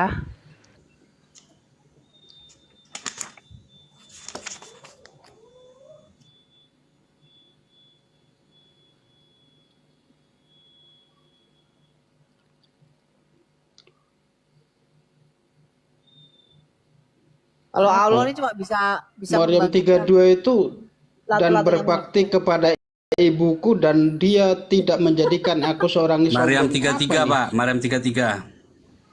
Aduh. Nggak nyambung ini. 32 ini. Nih. 33. 33 Dan berbakti 33. kepada ibu. Capek aku dibuka-buka ayat, tahu nggak nyambung semua nanti. 33 dan kesejahteraan semoga dilimpahkan. Sering kali kalian ngerjain loh. Perhatikan, dan kesejahteraan semoga dilimpahkan Iya. kepadaku di hari aku dilahirkan. Ini perkataan Isa ini. Katanya tadi Allah yang kamu minta Allah menghidupkan. Tuh dia. Jadi Di salah jadi Isa 151 juga ada. Imran 55 juga sebentar, ada. Noldi sebentar, Bro. Jadi Isa sudah mati lalu dibangkitkan. Iya. Oh, jadi Isa Pertanyaanku jadi gini, Bu. dari Tunggu dulu, Bu. Noldi Gini, pertanyaanku Pertanyaannya. gini. Saya bacakan ya, ayat 33 saya bacakan. Dan kesejahteraan semoga dilimpahkan kepadaku pada hari aku dilahirkan. Ini perkataan Isa, Bro. Baca Iya. dulu sampai habis baca dulu. Sudah saya baca. Dan Oke, saya kesejahteraan baca ya. semoga dilimpahkan Saya baca ya, Bro ya. kepadaku. Bro, saya baca. ya baca. Ya, silakan. Dan kesejahteraan semoga dilimpahkan kepadaku pada hari kelahiranku dan pada hari wafatku dan pada hari aku dibangkitkan. Katanya Isa belum mati, Bro. Tahu Jadi nggak kau udah pertanyaan? dibangkitkan. Katanya kan begini tadi. Tahu nggak pertanyaan tadi? Katanya tadi Allah membangkitkan orang mati kan? Ya belum, itu maksudnya gini loh, mana kan Pertanyaannya tadi, pertanyaan tadi, itu kan cuma pertanyaan pernyataan tadi. Isa. Maksudnya Nah, bukti nyata, Bro. Gini, Bukti kalian nyata, dengar Bro. dulu, Bukan Bu. cuma ngomong Ibu dengar doang. dulu, biar aku lebih Ulang jelas. lagi, ngomongnya. Timur. Nyata, bukan cuma Gini. ngomong doang. Bukti nyata. Ibu diam dulu. Mana? Timur. Pertanyaanku gini. Slow. Aku nanya, diam dulu biar kalian ribut sekali sih. Pertanyaanku Sudahlah. gini. Jika Tuhan itu ada, Dia kan Maha Pencipta dan Maha Membangkitkan. Apakah Tuhan pernah membangkitkan manusia yang sudah mati? Siapa yang menyaksikan orang yang sudah mati itu ketika Tuhan bangkitkan? Adakah saksi di situ yang menyaksikan bahwa Tuhan membangkitkan orang yang mati? Allah membangkitkan orang yang mati. Itu aja sih. Katanya kau Udah ngerti, Noldi? katanya kau ateis, tapi kau masih manggil Allah. Yang benar kau Islam apa Ini ateis? Timur itu meminta bukti yang real gitu loh, ya kan ya? Meminta bukti Iya. yang real. Bukan Ateis kok manggil Allah. Apakah Tuhan Ateis Yesus? Allah. Apakah dengar sini dulu Bu, ya Tuhan. Apakah dari Kristen, dari Tuhan Yesus bisa membangkitkan orang mati dan ada saksinya yang melihat itu?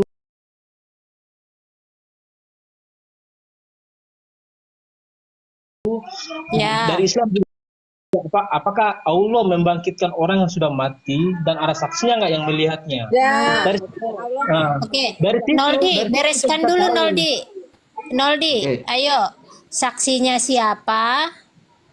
Siapa orang yang dibangkitkan itu? Silakan. Ini imanmu kok kami pula yang jawab Noldi. Heran aku. Kami Ayo, pula yang jawab kami buka ayat. Lama-lama aku jadi Pak Asep, ini coba bener jawab, lah Pak Asep. katanya. Bener lah kami ini ahli kitab ini. Kalian apa-apa tanya ke kami. Quran kok tanya kami. Alkitab kok tanya kami. Gini, Ayo, klaim Noldi. dalam Al-Quran itu ya, klaim dalam Al-Quran ini bicara Al-Quran keimanan ya. Al-Quran itu mengisahkan Isa menghidupkan orang mati atas izin Allah, atas izin Tuhan, bukan Nabi Isa yang menghidupkan gitu loh. Jangankan menghidupkan, menghidupkan tanah yang burung yang membentuk burung dan dihidupkan Nabi Isa itu bisa gitu loh. Maksudnya bukan bisa menjadi atas izin Tuhan. Hakikatnya itu Tuhan yang menghidupkan gitu loh. Ya. Beda klaim dengan orang yang kamu imani gitu loh. Saksinya siapa? Siapa yang dihidupkan itu? Gitu. Yuk. Saksinya ya si burung. Nggak ada saksi kalau kami. Nggak ada saksi Pak Timo. Saksinya di zaman Isa itu saksinya. Siapa? Juga Zaman ditanyakan, kapan? Isa zaman kapan hidupnya? Aku tidak Yesus siapa saksinya yang menghidupkan manusia, menghidupkan orang mati? Sabar. Nanti giliran Kristen nanti belakangan dijawab. Kamu Bentar dulu, giliran Mengisahkan dulu gini loh. aja. Timur, Giliran Timur. dulu aja. Gini, saya ilustrasikan. Kamu kan punya nenek moyang 7 turunan kan ya? Atau kakek atau nenek? Ya, siapa nama nenekmu? Siapa itu? Namanya nenek saya, nenek-nenek. Kalau orang Batak, kalau orang Batak tahu, Bro. Opung, nama nenekku Opung. Ibu pendeta yang tunggu aku di sini Coba dengarkan pertanyaannya sudah jelas. Sudah bisa jawab atau tidak? Jawab pertanyaan Timur tadi. Dia udah jawab, nggak ada bukti, Timur. Nggak ada Bagaimana saksinya. tanggapanmu? berarti Allahnya Islam tidak ada kuasa dong, tidak ada kuasanya dong, tidak bisa Ya, membangkitkan. jangan bilang begitu juga. Iya, ini kesimpulannya seperti itu, bro. Ya, makanya Timur Leste jangan jujur, ya. Timur jangan jujur Saksinya kalian itu apa? Nabi Isa, saksinya itu Nabi Isa gitu loh. Nabi Isa sendiri yang ngomong bahwasanya bukan saya yang menghidupkan tapi Allah gitu loh. Ya, Sebagai mukjizat. siapa, bro? Siapa yang dibangkitkan? Gini, Siapa orang yang Timur. Kalau kami memang nggak ada diterangkan situ ada saksinya tuh nggak ada, ya kan? Nah, harusnya kamu bertanya nih sama Bu Sophie tadi, ya. Tadi kan Allahnya kan Ini nggak punya kuasa. Noldi. Bentar, kau jangan lari-lari dulu. Bagianmu dulu, imanmu Iya, jangan kau larikan, lompatkan ke kami. Kau jawab pertanyaanmu. Ya, Dari jawab gini, bro. sesuai Al-Quran ya, yang ada di Al-Quran ya. Nanti Kristen juga jawab sesuai di Alkitab ya. Ini aku, Ya. Kalau di Al-Quran nggak ada. jawabannya. Kalau di Al-Quran nggak ada. Berarti tidak ada saksi. Nggak ada Ya, saksi. cuman klaim. Bahkan Kalau dia katakan kalau tidak tidak ada ada. saksi berarti klaim dong Pak Timur. Iya, betul. Itu berarti dari Kristen lagi, dari Kristen. Dua Ini buat Islam dikatakan di sini, dua Islam yang mengatakan bukan tidak tolong ada. dengar ya. Ini membuktikan mana yang Tuhan, mana yang tidak ada Tuhan ya. biar gampang nih, perdebatannya selesai. Cukup di sini pertanyaanku nih. Oke. Di mana maha Habis kuasanya Tuhan ya? ya, Kalau habis Tuhan itu maha turun ya, Bro. kuasa. Silakan. Iya. Yang Kristen menjawab silakan. Habis itu kamu ke laut ya bro ya. Ini si Timur itu Tuhan yang menyembuhkan kalau kamu sakit. Siapa buktinya? Terus dokter kamu katakan kayak gitu itu. Dokter itu cuman kuasa Tuhan gitu loh. Menyembuhkan bukan dokter yang menyembuhkan tapi Tuhan. Tapi ada wasilah. Saja, kau salah kau. Bisa nanti dia bilang kayak Nabi gini. itu cuma Saja, bentar saja. Nanti bisa dia bilang gini, dokter itu kuasa apa? Ya kuasa medikal, kuasa kimia. Kau jawab apa? Ayo, mau jawab apa kau? Kau jawab yang Itu, benar lah. manusia yang ada di dunia ini asasnya itu adalah kuasa dan kehendaknya Tuhan. Tuhan menciptakan sebab dan musabab ada di manusia. Orang sakit itu lewat diobati oleh tabib atau dokter. Tapi pada hakikatnya itu Tuhan. Ada enggak pertanyaan? Ada enggak? Ditambah lagi pertanyaannya. Ada enggak? Sama Terus ada gitu loh. saksinya enggak? Jawab saja itu. Ini jawabannya dari Kristen aja. Islam N kalah. Kristen. Jangan bilang begitu juga. Ini ya saksinya pada zamannya itu kan cuman mengisahkan gitu loh. Sama seperti Pertanyaannya ada tidak? Bro, saya Ada jelasin yang sama nggak kamu. saksinya ya di zamannya Nabi Isa gitu loh. Umatnya saksinya gitu loh. Masa kamu tanya saksinya orang sudah mati semua? Bro Timur. Ini saya jawab kamu Bro Timur ya.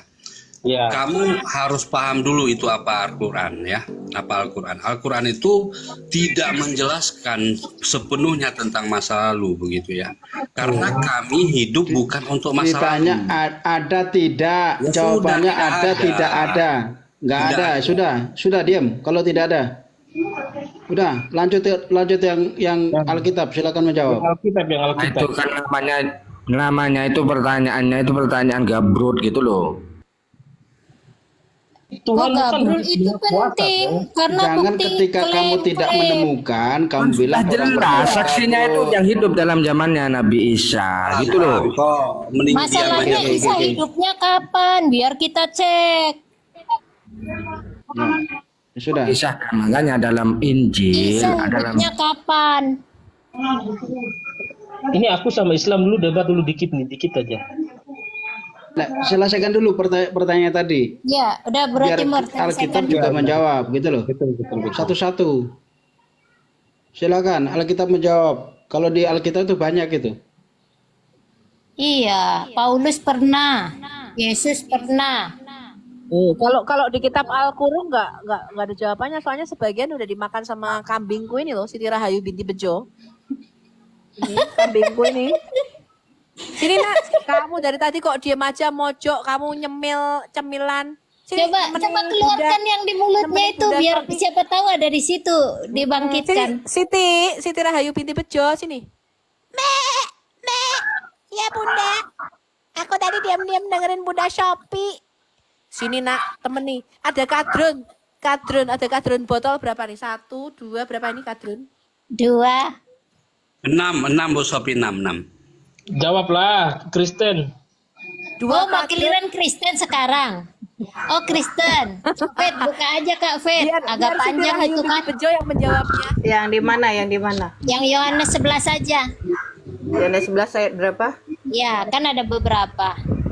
Yohanes 11 ayat Ya, Yohanes 11 ayat Tentang berapa ya? apa? Saya lupa. Lazarus dibangkitkan. Iya, iya. Nah, Panjang, Bro. Bagaimana? Kamu mau dengar panjang? Miss Esther ingat nggak waktu si Isa membangkitkan si Kirun, Oh iya, lalu dikejar-kejar, dimasak sama orang dikejar-kejar. Warga sekampung ya bener si Kirun. Kak Esther Ya yang udah baca tuh. ya. Aku pegang HP soalnya Kak Esther yang baca ya. Oh iya, aku yang baca ya. Ada seorang yang sedang sakit, namanya Lazarus. Ia tinggal di Betania, kampung Maria dan adiknya Marta. Maria ialah perempuan yang telah minyaki kaki Tuhan dengan minyak mur dan menyekanya dengan rambutnya. Lazarus, potong aja ya. Lazarus sakit, bla bla bla. Terus ke bawah Kak Pet. Nanti kepanjangan. Terus ke bawah. Bawah, ke bawah, ke bawah, ke bawah. Yang Lazarus meninggal 4 hari itu dah. Terus masih. Terus. Ke bawahnya, ke bawahnya. Bawahnya lagi. Tetapi tunggu ya, sini tunggu. Maka murid-murid Tuhan, belum. Masih ke bawah deh. Tuh kelewatan. Ini udah kubur. Lazarus yang 4 hari itu loh Kak Fit. Sudah meninggal 4 hari. Di bawah berarti di bawah. Lalu Thomas disebut Didimeus berkata kepada di bawah. Udah tunggu. Udah. Lalu Thomas yang disebut Didimeus berkata kepada teman-temannya lalu murid-murid yang lain, marilah kita pergi juga untuk mati bersama saudara. Bukan. Masih di bawah berarti. Esther, ini loh, ini 4 hari Kak. Ini loh baca Oh iya, makanya. mataku gicir. Ya ampun, ini nih makanya baca coba, pelan-pelan aja. Maka ketika Yesus tiba, didapatinya Lazarus telah 4 hari terbaring di dalam kubur. Di situ banyak orang Yahudi telah datang kepada Maria dan Marta untuk menghibur mereka berhubung dengan kematian saudaranya. Ketika Marta mendengar bahwa Yesus datang, ia pergi kepadanya, tetapi Maria tinggal di rumah. Maka kata Marta kepada Yesus, Tuhan, sekiranya Engkau ada di sini, saudaraku pasti tidak mati. Tetapi sekarang pun aku tahu bahwa Allah akan memberikan kepadamu segala sesuatu yang engkau minta kepadanya. Kata Yesus kepada Maria, saudaramu akan bangkit. Kata Maria kepadanya, aku tahu bahwa ia akan bangkit pada waktu orang-orang bangkit pada akhir zaman. Jawab Yesus. Nih dengerin nih yang penting nih kata-kata Yesus nih. Akulah kebangkitan dan hidup. Barang siapa percaya kepadaku, ia akan hidup walaupun ia sudah mati. Dan setiap orang yang hidup dan yang percaya kepadaku tidak akan mati selama-lamanya. Percayakah engkau akan hal itu? Jawab Marta, ya Tuhan, aku percaya bahwa engkaulah Mesias, anak Allah. Dia yang akan datang ke dalam dunia. Dan sesudah berkata demikian, ia pergi memanggil saudaranya Maria dan berbisik kepadanya, Guru ada di sana dan ia memanggil engkau. Mendengar itu Maria segera bangkit lalu pergi mendapatkan Yesus. Tetapi waktu itu Yesus belum sampai ke dalam kampung itu. Ia masih berada di tempat Marta menjumpainya. Ketika orang-orang Yahudi yang bersama-sama dengan Maria, Kak Fit nggak usah dibirukan, aku nggak bisa bacanya. Itu. Untuk menghiburnya, melihat bahwa Maria segera bangkit dan pergi keluar, mereka mengikutinya karena mereka menyangka bahwa ia pergi ke kubur untuk meratap di situ. Setibanya Maria di tempat Yesus berkata dan melihat dia, tersungkurlah ia di depan kakinya dan berkata kepadanya, Tuhan, sekiranya engkau ada di sini, saudaraku pasti tidak mati.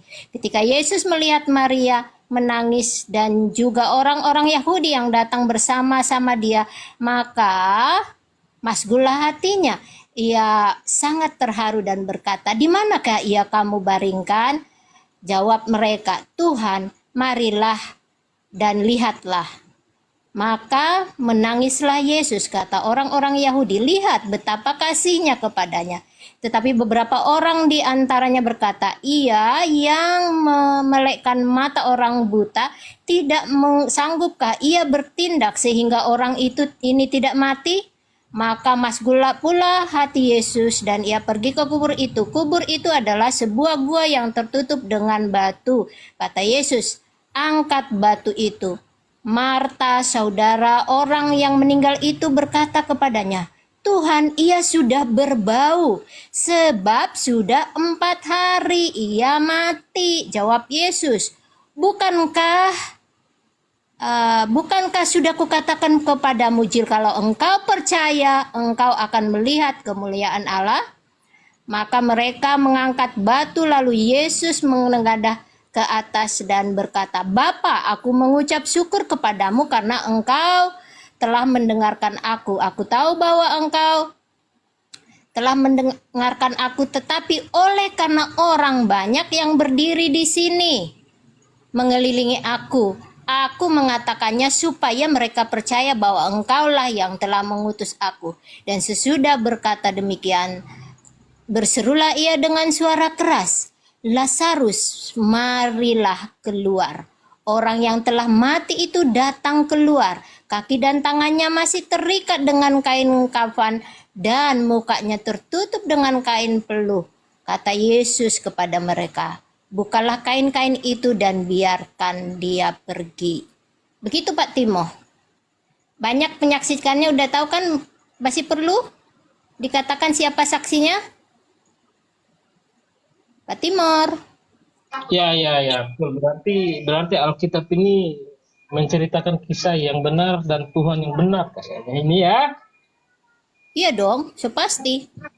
Tapi Bang Noldi, gimana ini Bang Noldi? Iya bro, kalau di Islam sendiri, kami Islam sendiri, cukup Al-Quran itu yang menjadi saksi begitu. Ya, gini bro. Jadi di Islam itu tidak penting menjelaskan tentang saksi-saksi begitu. Jadi cukup Al-Quran yang menjadi saksi, oke? Masa buku menjadi saksi itu kan aneh bro. Iya, karena begini bro, karena Islam itu, Al-Quran itu bukan untuk masa lalu, tapi untuk masa depan, begitu. Jadi itu sebabnya. Sebentar. Tadi kamu bertanya sebentar, saya jawab ya. Jadi makanya Al-Quran itu, kalau kita cari tentang sejarah, dia nggak banyak menceritakan tentang sejarah. Kenapa? Karena kami untuk masa depan, hidup kami itu ke depan, bukan ke belakang, kawan. Ya. Jadi cukup Al-Quran yang menjadi saksi, itu aja udah cukup. Tapi aku berbicara tentang Tuhan, kekuasaan Tuhan. Tuhan itu kan Maha membangkitkan. Ya justru Al-Quran sudah menjelaskan. Timor, Tuhannya berkuasa nanti, itu kalau benar-benar terjadi. Kalau benar-benar terjadi. Kalau benar-benar terjadi. Barangkali Timor, barangkali. Timor, sekarang aku tanya kau Timor. Timor, gini bentar dulu. Aku tanya lah kau Timor ya. Kalau kayak gitu kau bisa percaya nggak Timor? Coba jawab. Bisa percaya nggak? Jujur nih, aku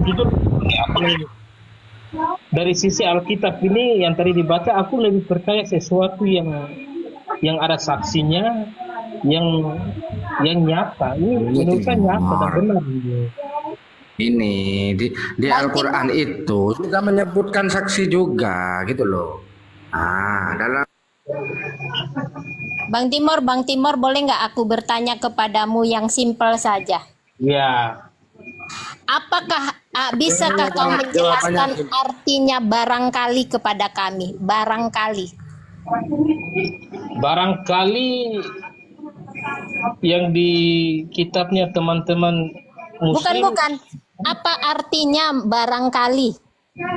Barangkali itu mungkin artinya itu bahasa Indonesia ya. Aku kurang tahu barangkali. Iya. Mungkin, yang kau tahu lah. Yang kau tahu. Lagu Bang. Barangkali di sana ada jawabnya, begitu Bang. Barangkali artinya itu mungkin. Aku orang Timur itu, jadi aku nggak tahu ya bahasa. Iya. Mungkin, betul Pak. Mungkin, maybe kalau bahasa Inggris kan. Nah, saya tanya lagi Bang. Kalau kau tahu sesuatu misalnya, anakmu misalnya perempuan. Mungkinkah kau berkata, anakku barangkali perempuan, begitu? Tidaklah. Tidak, ya kan? Nah, Allah yang Maha Tahu itu menggunakan barangkali, bro. Kenapa bisa begitu? Ya nggak tahu. Nah, itu aneh nggak menurutmu? Tapi menurutku ya, aneh sih, tapi menurutku ya, jika Tuhan itu Maha menciptakan, Maha membangkitkan, dia bisa menciptakan, pasti juga dia bisa Maha membangkitkan. Bukan? Oh, itu kan tadi udah selesai, udah Timor, terjawab dari Timor, Kristen. Timor. Sebentar dulu Kak. Timor, coba kamu bacakan doa Bapa kami dulu Timor. Bapak kami, Coba bacakan doa Bapa kami. nggak tahu aku bro, ateis aku nggak tahu soal Bapak kami. Oh, Ah. iya, iya. Oke, bro Timor, ini aku lanjutkan lagi. Mungkinkah orang yang maha tahu mengatakan mungkin atau barangkali? Gimana Bu? Mungkinkah, cocokkah, benarkah seorang yang serba tahu mengatakan barangkali? Tidak. Yang maha tahu. Tidak mungkin. Nah, Yang maha tahu itu coba mengatakan- kalian unjuk Kak Fit. Abasa 3 Kak Fit. Ini Allah nih yang bilang nih, barangkali katanya gitu. Oh, aku yang nunjukin deh, aku itu dulu SS dulu ya. Abasa ya, Abasa bermuka masam itu ya, surat 80.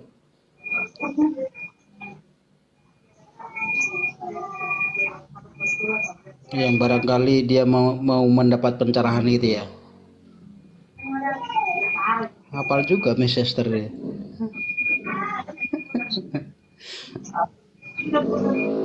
Ayat 23 Tanya kalau ini nggak salah. karena kebetulan ada ateis di sini. Ateis kan pakai otak banget, ya kan?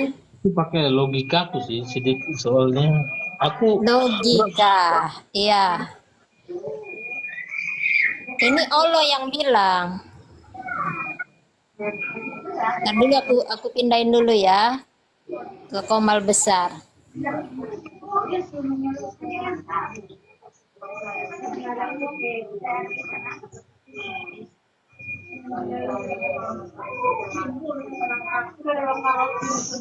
Oh, nggak bisa digedein ya? Oh, ini lihat nih bro. Ini kan Allah yang. Dan tahukah engkau Muhammad, barangkali dia ingin menyucikan dirinya. Ah, itu bro. Secara logika yang maha tahu nggak mungkin menggunakan kata barangkali, ya nggak? iya betul. Karena Tapi dia sudah Allah tahu. menggunakan itu.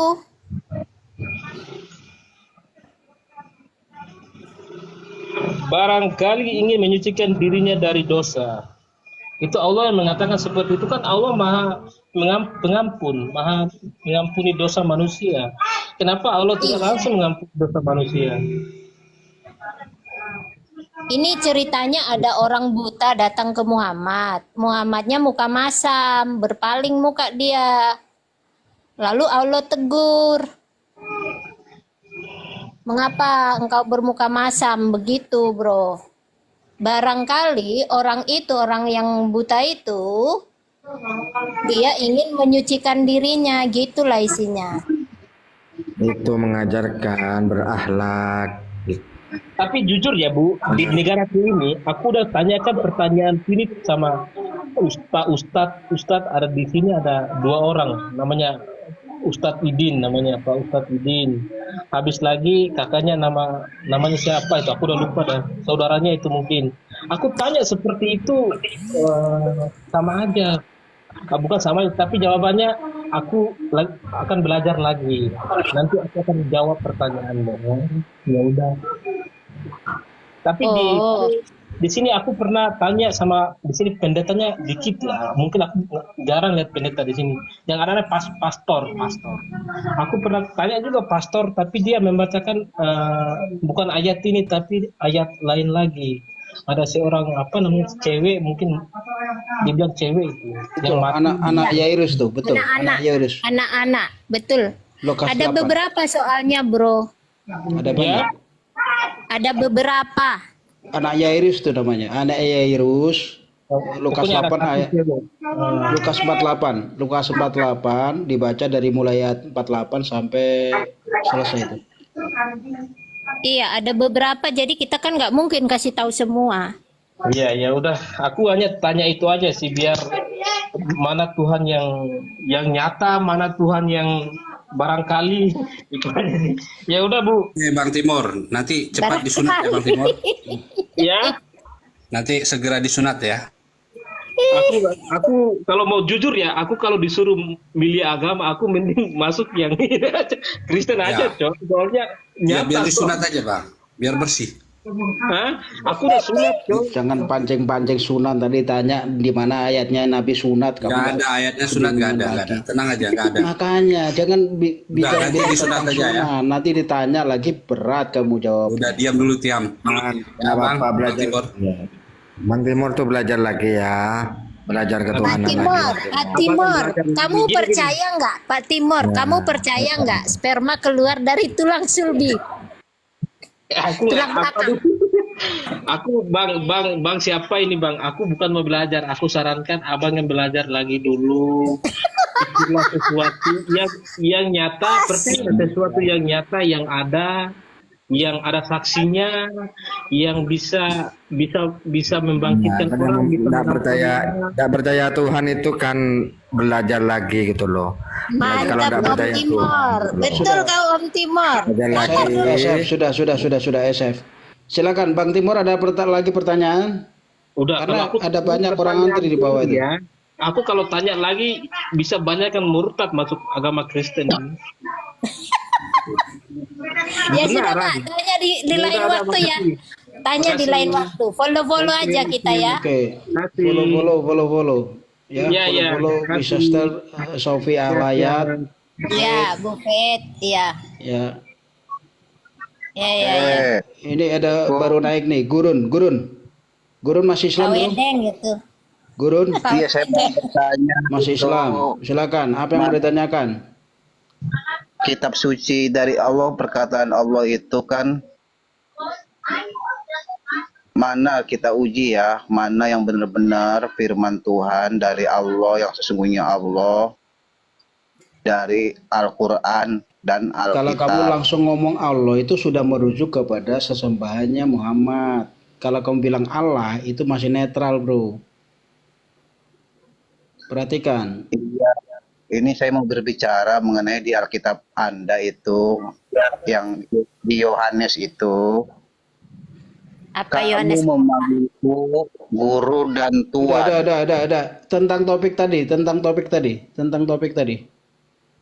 Ada yang jelaskan Bu Sofi tadi, kenapa Allah meminta Adam dan para malaikat itu sujud kepada Adam. Ada yang bisa jawab nggak? Saya sediakan jawabannya kalau nggak bisa. Mas Di, ituin dulu. Mute dulu Mas Di. Ya, satu, karena Adam itu representasi mandataris Allah di muka bumi. Dua, Allah iseng saja untuk menguji setan. Nah, Coba. pertanyaannya apa tadi? Saya baru nyimak ini, saya baru naik. Kenapa setelah menciptakan Adam disuruh sujud para malaikat dan semuanya suruh sujud kepada Adam? Oke, saya jawab. Oke, silakan dasarnya ya, ada dasarnya ya, dalilnya ya, silakan. Iya, Allah akan merencanakan menciptakan manusia itu untuk mendiami bumi, khalifah, menjadi pemimpin di bumi. Dengan akal, diberikan akal, pikiran. Jadi begini, manusia itu diberi akal supaya berpikir. Dia bisa lebih hina dari iblis, dari binatang, dari makhluk apapun yang itu kalau akalnya tidak terpakai. Perhatikan Begitu. pertanyaan saya.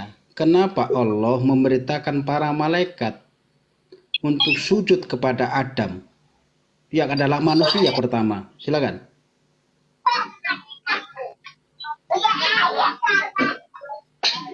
Ya, kita berpatokan jalan pada Adamnya, ini pada perintah Tuhan. Saya bertanya itu, kenapa Allah ini menyuruh para malaikat dan segala sesuatu untuk sujud kepada Adam yang adalah manusia pertama? Silakan.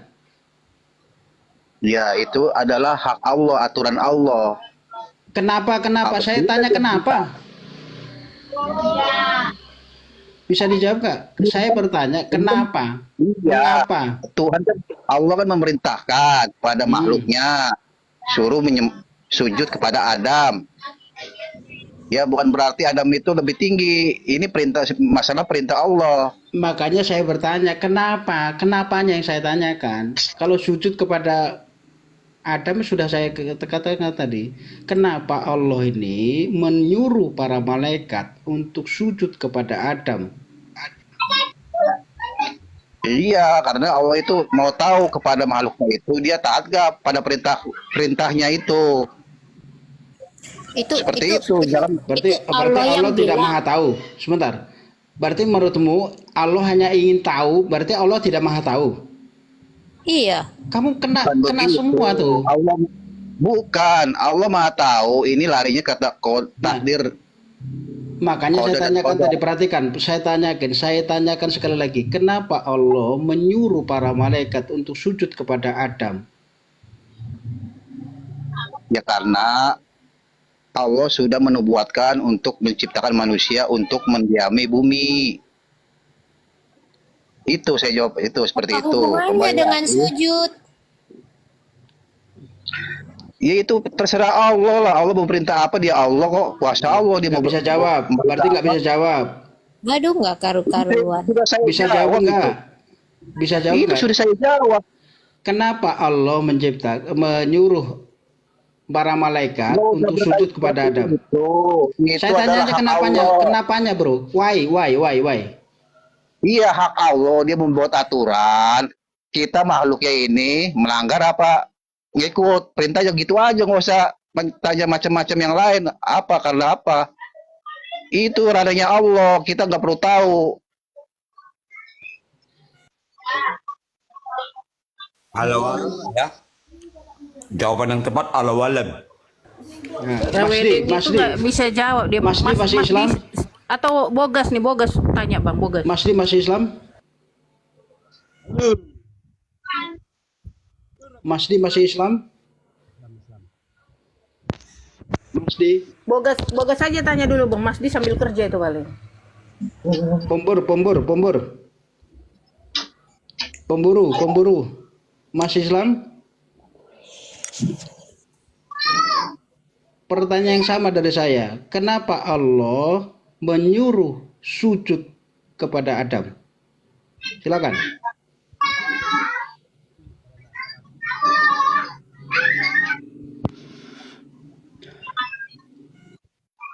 Dan ingatlah ketika kami berfirman kepada malaikat, sujudlah. Hah? Malah bukan begini. Kenapa sapi? Ada yang namanya.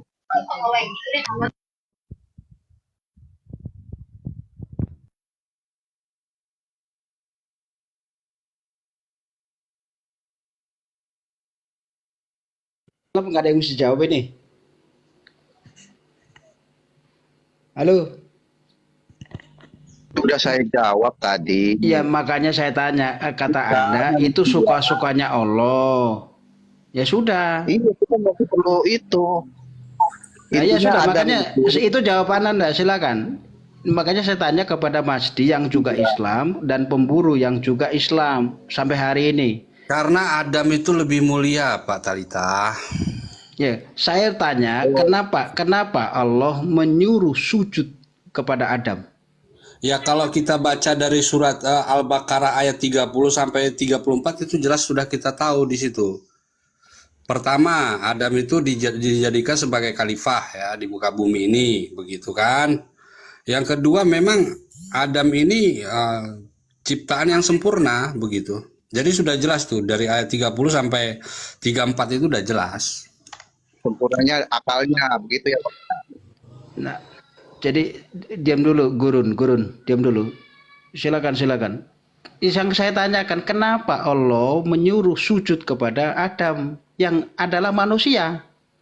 Karena Adam itu lebih sempurna, Pak Bos. Kan saya sudah jawab tadi. Lebih sempurna dari? daripada iblis dan malaikat. Nah, itu jawabannya kalau kita baca di surat Al-Baqarah 30 sampai 33 dapat. Karena jawab pertanyaanmu itu kan di 34 itu. Benar nggak? Dan ingatlah ketika kami berfirman, kan gitu kan? Para Kepada malaikat. Nah, itu jawabannya kan sudah ada di 30, 31, 32, 33. Oke. Makanya yang saya tanya, kenapa disuruh sujud kepada Adam yang adalah manusia? Karena manusia itu lebih sempurna. Diberi akal.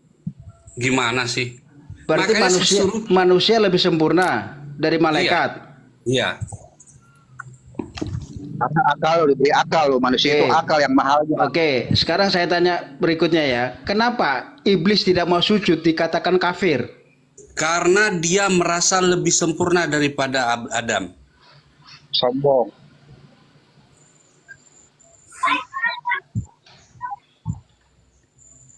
Karena iblis itu merasa dia lebih sempurna. Makanya dapat hukuman dia. Ya. Pertanyaan mudah itu. Ya makanya Pertanyaanmu tuh mudah dijawab. Tingkatkan lagi lah, bro, Talita. Makanya berkali-kali saya tanyakan, kenapa Ya kan sudah dijawab. Makhluk yang jadi menurut kamu malaikat itu makhluk atau bukan? Aduh, jawab aja guru dah. Malas aku jawabnya nih. Jawab aja. Makhluk. Iya, jawab. Malaikat itu makhluk Allah. Dia tidak diberikan hawa nafsu, akal. Ini manusia mahalnya di akalnya, yang mahal akalnya. Dia bisa lebih hina dari hewan kalau akalnya tidak terpakai. Begitu. Dia bisa tinggi kalau akalnya dipakai. Begitu jawabannya. Oke. Akal yang mahal di akal. Oke, sekarang saya tanya. Tadi saya ulangi lagi, kenapa iblis tidak diperintahkan sujud kok dinilai dikatakan sesat? Oke, saya jawab. Karena iblis itu merasa sombong. Dia merasa derajatnya lebih tinggi dari manusia karena dia diciptakan dari api, ya kan? Manusia dari tanah. Kedua, dia melarang, dia ingkar pada perintah Allah, disuruh sujud kepada Adam yang dibuatkan untuk menjadi pemimpin di dunia ini, begitu. Jadi karena Adam itu adalah pemimpin di dunia ini, benar? Ya, betul. Oke, coba Miss Esther sekalian buka Al-Quran, buka surat 13 ayat 15.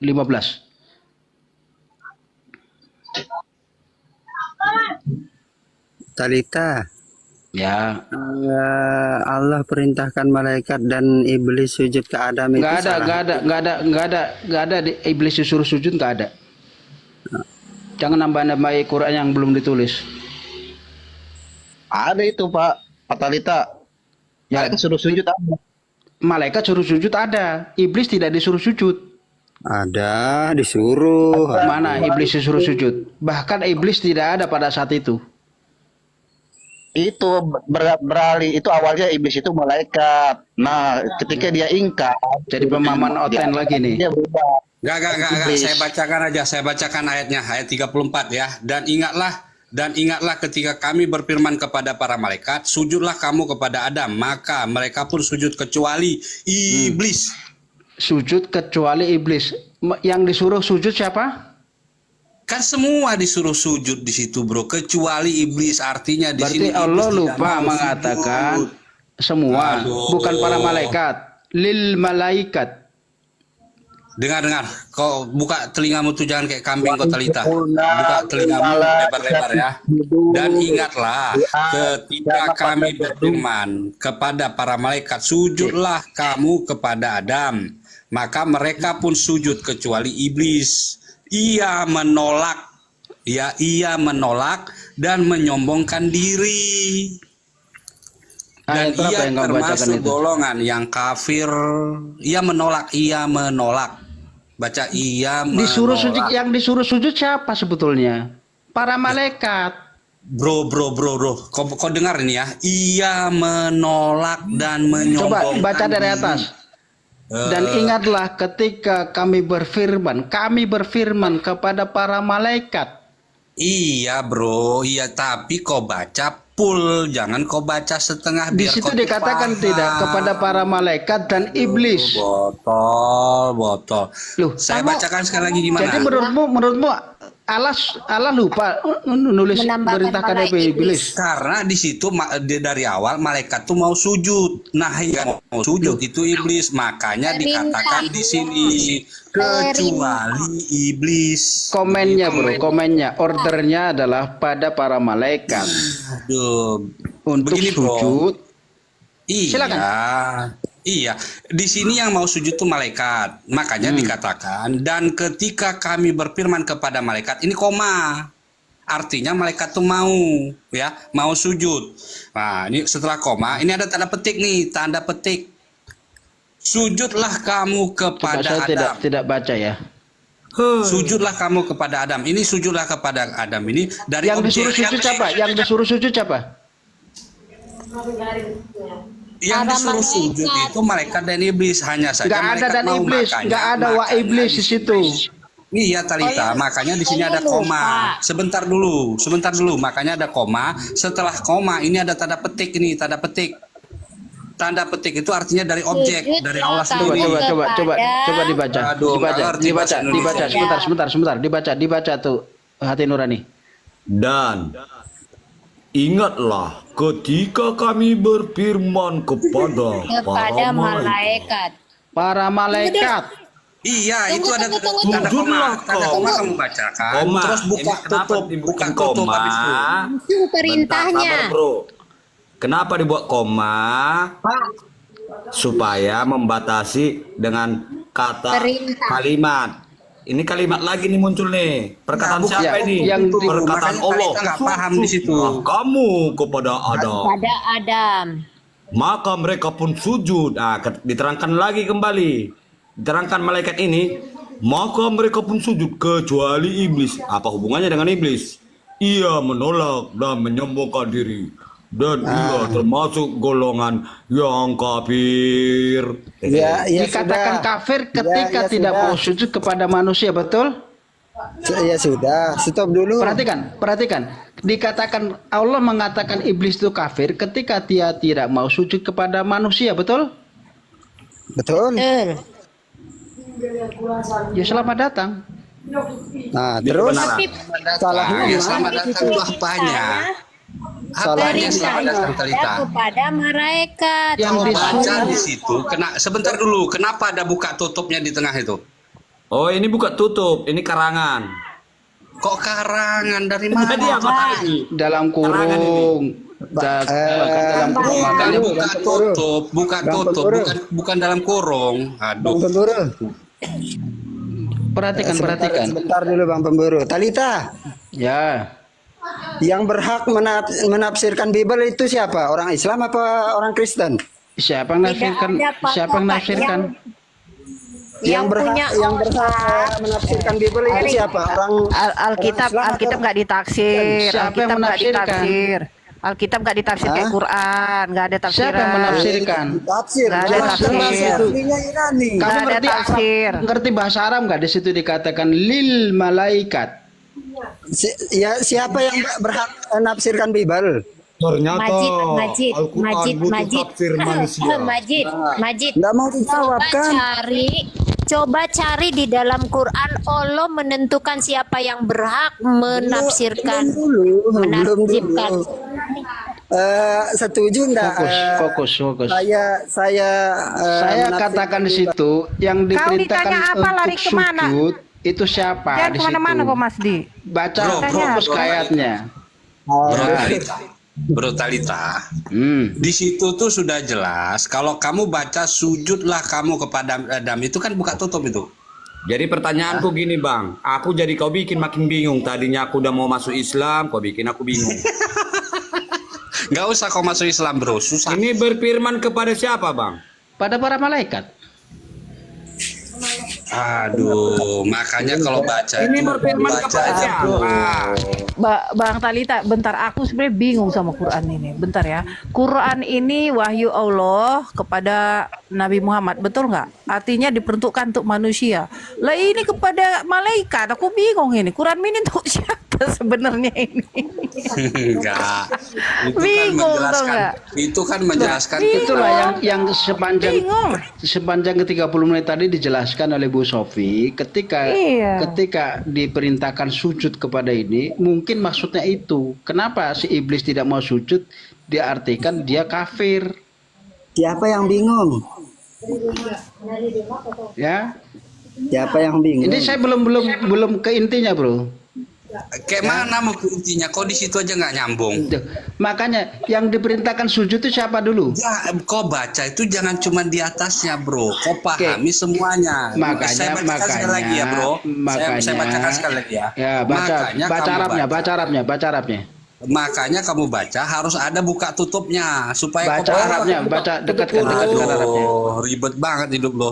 Baca Arabnya, dekatkan. Ada kurungnya nggak di situ? Bro ya, mandi dulu aku. Payo Islam Kristen. Kemana kau kabur Baca Arabnya, terus kau? ada kurungnya di situ. Di Arabnya ada kurungnya nggak? Sama Talita nih susah nggak pintar-pintar. Kabur terus kau Bogas. Enggak Jangan kabur aku. kabur. Mandi dulu lah aku. Pusing aku. Kabur kau. Alasan mandi nanti aja kau masih bisa kau mandi malam kok. Mandi dulu ya. Ayo Kabur Talita, dia. belajar lagi ya. Kabur aja, jangan alasan mandi. Mengartikan satu ayat yang sudah diterjemahkan secara tertulis saja Anda gagal. Kabur dia.